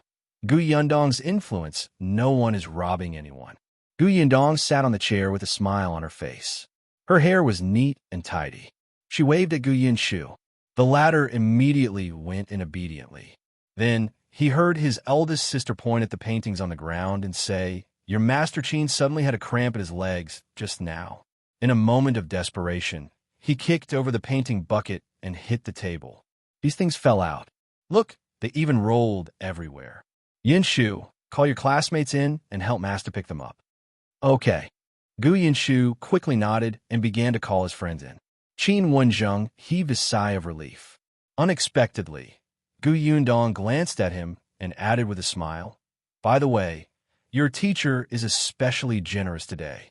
He said that these paintings, brushes, and paper were originally prepared for you. You can look at them yourself. If you like them, just pick them and bring them back." Yunshu blinked. Hadn't the headmaster always treasured these paintings? Was he willing to give them away? Wenzheng's eyes almost popped out. His fingers trembled as he pointed at Yundong. Yundong smiled insincerely. "Master Qin, your students are all looking at you eagerly. You won't go back on your word, right? Or were you lying to me again just now?" She emphasized the word lying. Wenzheng looked at the eager gazes of the students outside the door and then at Yundong, who was holding a painting that was about to be torn apart. He knew that he would definitely bleed today. His heart ached even more. He gritted his teeth and nodded. "Yes, that's right.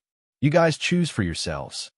As soon as he finished speaking, the students outside the door walked in one after another and cupped their hands to thank Mr. Qin. After Qin, Wenzheng nodded with tears in his eyes. He immediately rushed towards the painting he liked. Wenzheng thought to himself, "Fortunately, These students were taught by him and knew when to stop. Indeed, everyone had chosen one. Until Yunshu stood up with 3 or 4 paintings. Wenzheng widened his eyes. "Why did you take so many?"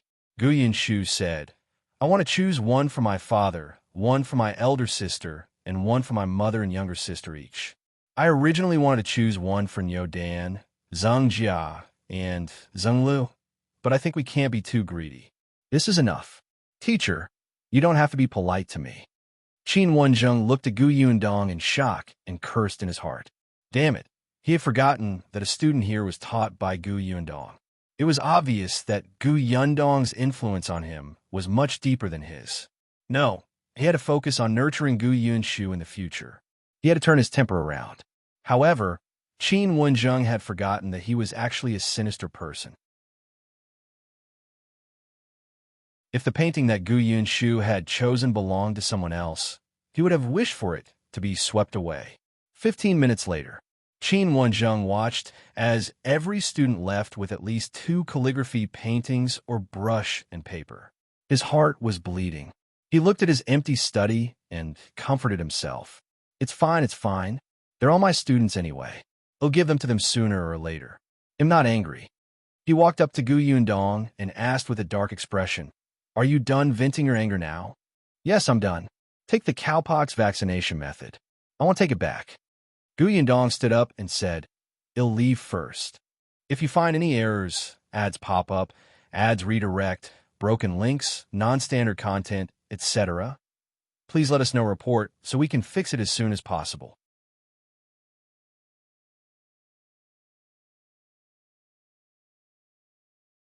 Chapter 912. This is Yongfu Village? Wenzheng snorted. She should have left long ago. He really could not provoke this woman. In the future, he promised to stay far away from her. For the sake of the cowpox vaccination method they had brought, he would let her off for the time being. As he thought about it, Wenzheng quickly took out the handwritten notebook and started reading it. His eyes grew bigger and brighter. After reading it, he couldn't help but take out his brush, ink, paper, and inkstone. He began to write. After writing 3 pages, he carefully wrapped them with the handwritten notebook. Then, he summoned a person and had him send the letter to the capital at full speed. After doing all this, Wenzheng heaved a sigh of relief. He didn't expect Qiuyue to be so talented in medicine. That guy was indeed a talent. However, Qiuyue's background was really strange. Yundong was also thinking about this question as she sat in the carriage. Although she said that it did not matter, Yundong still took it to heart. She had never received the love and care of her family since she was young. She had always grown up alone. The feeling of wanting to have a family to rely on was too deep. Even though she no longer had extravagant hopes when she grew up, ever since she came here, she was still touched and surrendered to such warmth. But Qiuyue had never felt it before. She didn't know what his family was like. Did they want to stay far away like the Tao family? Or were they like her father, who had never given up on searching after his wife and children were separated from him? She had never seen it before, but she could not help but think about it. However, Qiuyue did not care about the search for family, and Yundong would not take the initiative to mention it. If the result was bad, wouldn't it hurt him again? So, let nature take its course. But no matter what, the Tao family's matter would no longer involve Qiuyue in the future. Yundong expressed that a huge burden had been lifted from his heart. Even if he was schemed against by Wenzheng once, she could let it go. Right, I forgot to tell Wenzheng that I'm coming of age tomorrow.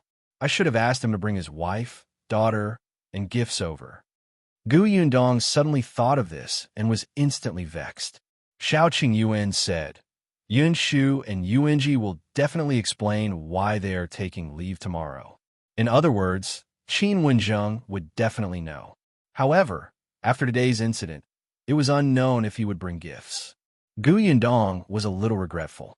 I should have fallen out with him 2 days later. There was an indescribable regret in her tone. Qiuyue laughed out loud. The lightness in his voice stunned Yundong, and then he laughed as well. The two of them talked as they drove the carriage home. The family was already preparing for her coming-of-age ceremony tomorrow. Yundong looked at her parents, sister, and eldest aunt's busy backs and felt indescribably satisfied. She really hoped that brother, Xiao, could have such warmth too. Aunt came over and called her into the room to try her clothes. Where did you go so early in the morning? Why do you look so relaxed on such an important day? Yundong followed her in. Shen Sitian had already come over with a plain dress. Hurry up and try. If there's anything wrong, it's not too late to change it. The Gu family was in high spirits.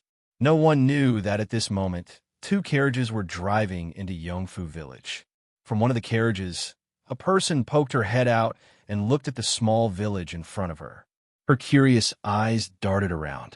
This is Yongfu village? That Miss Gu lives here? If you find any errors, ads pop up, ads redirect, broken links, non-standard content, etc.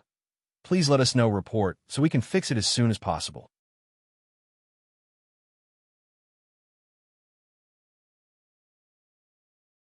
Chapter 9:13. Inquiring. There were 3 women sitting in the carriage. The young woman who had spoken just now had already poked half her head out of the window. She looked at the village path in front of her excitedly and asked curiously and confusedly, why does she live in such a place? Sitting opposite her was Shuang. She pulled her back to prevent her from falling out of the car window. Bao Lingwe, you have to be careful. This road is not smooth and it's different from the prefectural city. If you fall out, you might end up with a mouthful of cow dung. It was so disgusting. Bao Lingwe spat twice and turned her head to ask, aren't you curious about what kind of village Miss Gu is in? I'm curious, but I'm not in a hurry. After Sister Yundong's coming-of-age ceremony, it'll get her to show me around the village. It's better than you looking around aimlessly. What can you tell? You're getting better at bragging. Didn't you say that your sister Yundong is very busy every day? How could she have the time to bring you around the village? Shuang snorted softly and was a little proud. Who asked me to be Sister Yundong's good friend? You don't understand. She treats her friends with sincerity. Bao Lingwe rolled her eyes inelegantly. Madame Dai, who was sitting in the middle, shook her head and laughed. All right, stop bickering. We still don't know where Yundong's house is. Let's ask our fellow villagers first. I'll ask. Bao Lingwe immediately lifted the curtain, and her gaze swept across the area outside. Finally, her gaze fell on a simple-looking woman. She waved her hand and called out warmly. Auntie, can I ask you something? Qiuyue saw 2 carriages entering the village and was curious to see if they were here to look for the Gu family again. In the end, they did not expect the carriage to not go to the Gu family. They were instantly happy. Hearing her call, she quickly raised her head and said with a smile, Miss, you're from a city, right? Io, looking at your aura, you're obviously a young lady from a rich family. This is a true daughter of a wealthy family. You're much better than those pretentious people. Bao Lingwe. She just wanted to ask a question, but she was suddenly flattered. This made her panic.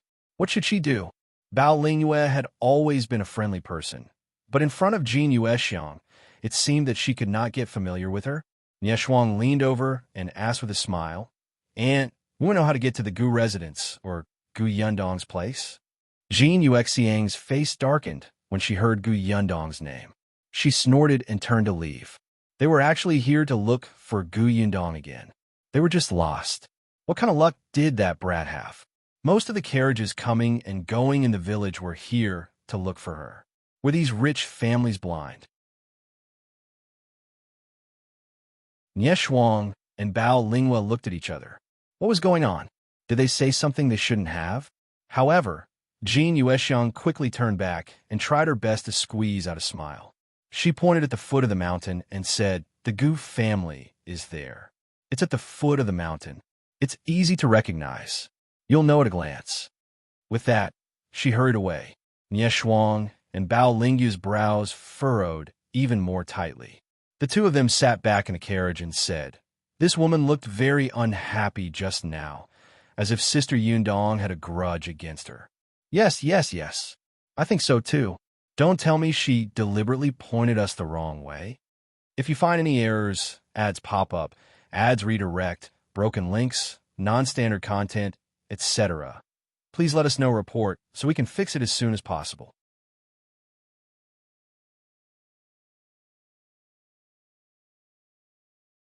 Chapter 914. A man and a woman. The more Bao Lingwe thought about it, the more likely it seemed. Look, she was just about to leave when she suddenly changed her mind and pointed out the way without saying a word. It looks like she has some bad intentions. Yes, that makes sense. Nie Shuang nodded. Besides, it's not like Sister Yundong doesn't have money at home. Why would she live at the foot of the mountain? I heard that there are many wild beasts in the Nine Tigers Mountain. If some tigers, bears, and wild boars run out of the mountain, wouldn't the families at the foot of the mountain be the first to suffer? Sister Yundong still has younger siblings. How could she live there? That woman lied to us. She pointed us in the opposite direction. The two of them nodded heavily and finally looked at the silent Madame Dai. The latter also felt that it made sense. Hence, Nie Shuang decided, then let's walk to the middle of the village. Well, ask the other villagers when we meet them. Okay. The two of them stuck their heads out and asked the coachman to continue riding towards the center of the village. This Yongfu village is good, but the road is too difficult to walk. Come, why don't we take the main road? We'll detour out and head for the wider road. We can't. What if we go the wrong way? We won't go the wrong way. Believe me, my intuition is very accurate. Besides, think about it. The Gu family has carriages going back and forth every day. It's not convenient to take the small road. They'll definitely go to the main road. That might not be the case. If the carriage can't pass, you can get down and walk. Madame Dai's head hurt from the two of them arguing. Seeing that they were all leaning over to look out, she said angrily, I think what you said makes sense. Why don't we stop asking for directions and see who can convince who? Let's follow what she says. Nie Shuang was taken aback, and her eyes suddenly lit up. That makes sense. Lingwe, let's not ask for directions. Come down and look for it yourself. Let's see who finds Sister Yundong's house first. ID like that. Madame Dai was speechless. The two of them alighted from the carriage, each with a maidservant behind them. Then, they walked in the direction they had chosen. Madame Dai wanted to take back her words, but when she saw that the two of them had already sped away, she choked on her words and could not say anything. She sat in the carriage and did not move.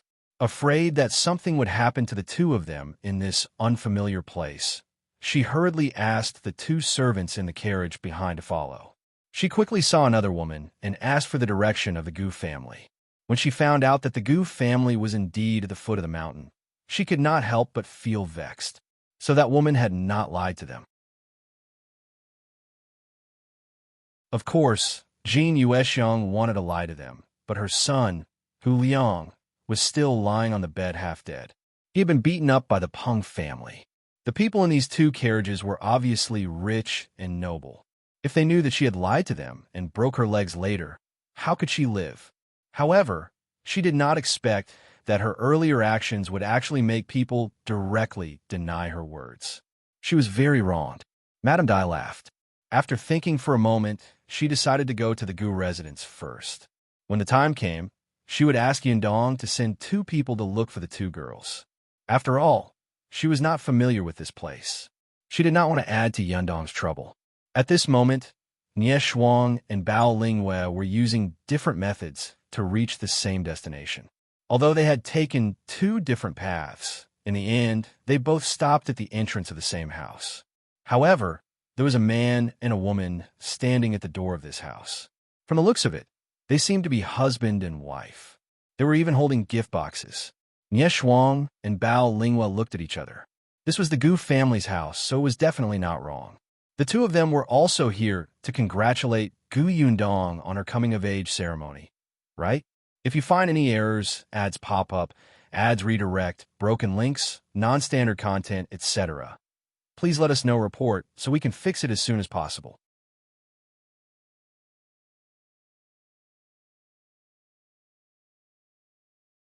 Chapter 915. Someone is talking bad about you behind your back. Nie Shuang wanted to go forward and knock on the door, but this couple came first. Since this couple came first, they were naturally the first. The woman said something to her husband. She took a deep breath and went forward to knock on the door. However, after knocking for a long time, the door did not open. Bao Lingyue found it strange. Didn't the Gu family have servants? Why was the gatekeeper so unreliable? He didn't even guard it. Immediately after, the two of them heard the woman call out, "Uncle, and it's Yulan. Open the door." Nie Shuang and Bao Lingyue were stunned. Uncle? Aunt? Were they Gu Yundong's parents? She had never heard of Gu Yundong having any cousins. Didn't Gu Yundong say that she only had one relative, eldest Aunt Gu? Nie Shuang suddenly realized that she must have found the wrong person. She pulled Bao Lingyue along, wanting to leave, but she did not expect to hear the man's impatient voice. "That's enough." They deliberately refused to open the door. "Your uncle has already said that he has severed ties with you, so why are you still looking for him?" Chen Yulan was furious. "Why are you still saying such things? If your mother hadn't gone overboard back then and insisted on slandering Neo Dan as a thief, would my uncle have been so cold-hearted and refused to interact with us?" "Calm, my mother just said it casually. If Gu Yundong had not meddled in other people's business, things would not have turned out like this." "Gu Yundong?" Nie Shuang and Bao Lingyue stopped in their tracks and pricked up their ears to listen. When Chen Yulan saw that there were people around, she quickly came up and pulled Wu Chong. "Keep your voice down. Your shop still needs her." As she spoke, she pulled Wu Chong out. "It seems that my uncle and aunt are not at home. Forget it. They'll come another day." Wu Chong snorted coldly. "I don't think there's a need to come over. Only my mother listens to your nonsense about how good the things in Gus are. So what if they sell well? We don't have the money to buy goods. Your cousin is just a shop assistant in Gus. What can he help with? Look at what he can do. I feel embarrassed to see him ordered around by that hooligan from your village." Nie Shuang and Bao Lingyue did not hear the rest of the sentence, but they knew that these two people definitely had a feud with Gu Yundong and looked very shameless. The two of them were filled with righteous indignation, but when they thought about how they had found the wrong place, they immediately felt a little depressed. They thought that they should quickly ask the others. It was getting late. At this moment, they heard a laugh from afar. "I knew you would walk towards the middle of the village. You must find the village chief's house." In Yongfu village, other than the two houses she and brother Xiao had at the foot of the mountain, the green brick-tiled house of the village chief, Chen Liang, was the most eye-catching. So when Gu Yundong heard Madame De's words, she quickly came out to look for them. Coincidentally, Chen Liang's family was at her house today. As her coming-of-age ceremony was tomorrow, Madame Zhou and Madame Song were both helping her at home. When Chen Liang heard that Gu Dajiang was back, he came to talk to him. After Gu Dajiang persuaded him, he changed his attitude towards Neo Dan. As expected, this kid was becoming more and more motivated in his studies. It was said that he had even received praise from the teacher last time. Chen Liang could not wait to share this matter with him. Therefore, when Chen Yulan and her husband knocked on the door of the Chen family's house, it was not that Chen Liang avoided them. When Nie Shuang and Bao Lingyue saw her, they quickly walked up to her. "Sister Yundong." "Lady Gu." Gu Yundong was rather curious as to why Bao Lingyue had come, but before she could ask, Bao Lingyue spoke first. "Lady Gu, I have a big piece of news for you. Just now, two people were bad-mouthing you behind your back." "This was big news? If you find any errors, ads pop up, ads redirect, broken links, non-standard content, etc. Please let us know report so we can fix it as soon as possible."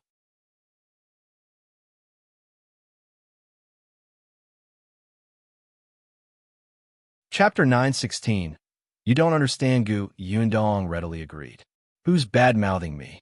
Bao Lingyue gave her a look as if she were sharing huge gossip. The two people who were standing at the door just now were calling uncle and aunt at the door.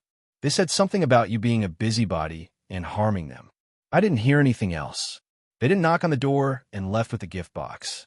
They seem to have said that they would come another day." The corners of Gu Yundong's mouth twitched. Was it worth it for you to be so secretive and say that it was big news? That she was meddling in other people's business? However, Chen Yulan was the only person who called Chen Liang uncle at the door. Didn't Chen Liang cut ties with her? Why did she come looking for him? However, it was obvious that with the nature of the Wu family and Chen Yulan, they definitely had something to ask of Chen Liang. This was really interesting. It caused Nyo Dan to be wrongly accused and expelled from school.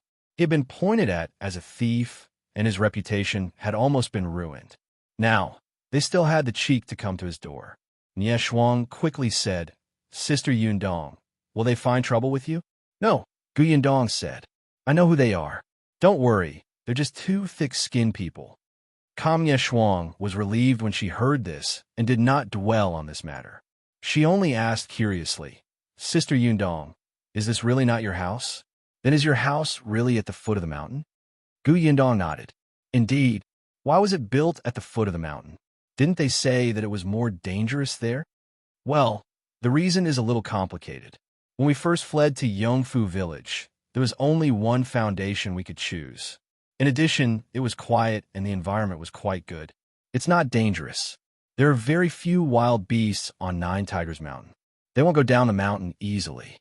Even if they went down the mountain, her house was much sturdier and safer than the other houses in the village."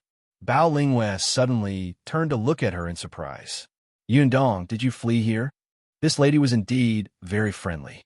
She had changed from Miss Gu to Yundong. Nie Shuang was unhappy when she heard that. "Why are you so surprised? Could it be that you look down on Sister Yundong because she fled here?" "Of course not."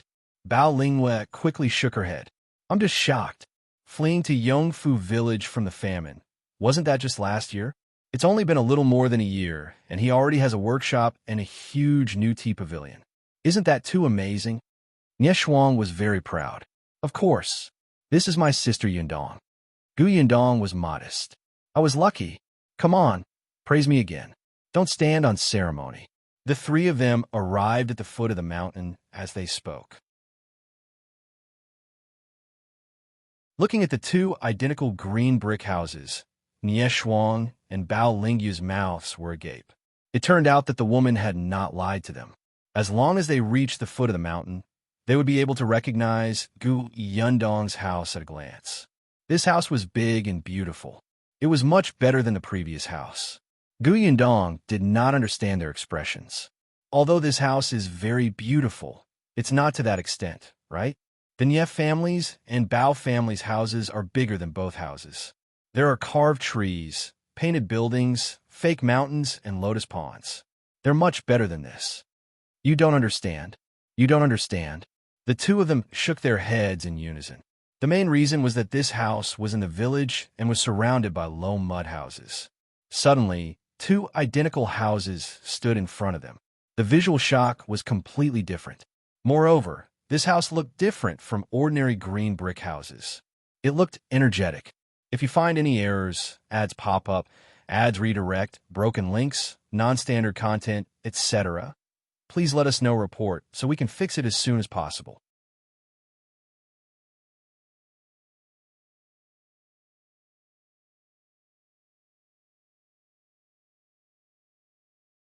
The host was her parents. Gu Yundong's first choice for the main guest, who was supposed to be a female senior with virtue, was Aunt Ku, but Aunt Ku rejected her as a widow. Gu Yundong had no choice but to look for Chun Liang's wife. The village chief's wife had the highest status in Yongfu village. Coupled with Gu Yundong's relationship with the Chun family, it was reasonable to invite Madame Zhou as an official guest. Madame Zhou was also very happy at that time, and she patted her chest excitedly and promised that there was no problem. The director was Dong Xiulan. The praiser was Lan Huar. The few of them were already prepared. Why did she suddenly quit? Madame Zhou had no choice. "Yundong, I didn't do it on purpose. I just feel that it's more appropriate for you to let Madame Dai replace me. I'm especially nervous now. I just feel that'll mess it up." At the thought of being the main guest in front of a noblewoman like Madame Dai, she felt that she could not comb Gu Yundong's hair during the ceremony. She felt that she would make a mistake. What if she couldn't even speak and Yundong's hair wasn't combed well? What if she embarrassed Yundong? Would Madame Dai laugh at Yundong? Would she look down on Yundong? If you find any errors, ads pop up, ads redirect, broken links, non-standard content, etc., please let us know report so we can fix it as soon as possible. You're tuning into the Romance Rendezvous YouTube channel. We're so grateful for your support, and don't forget to subscribe to join us on this incredible journey through captivating stories. Your generosity through donations truly makes a world of difference, as it's the primary source of revenue that allows me to expand and enhance this channel for you. Thank you from the bottom of my heart for being a part of this adventure.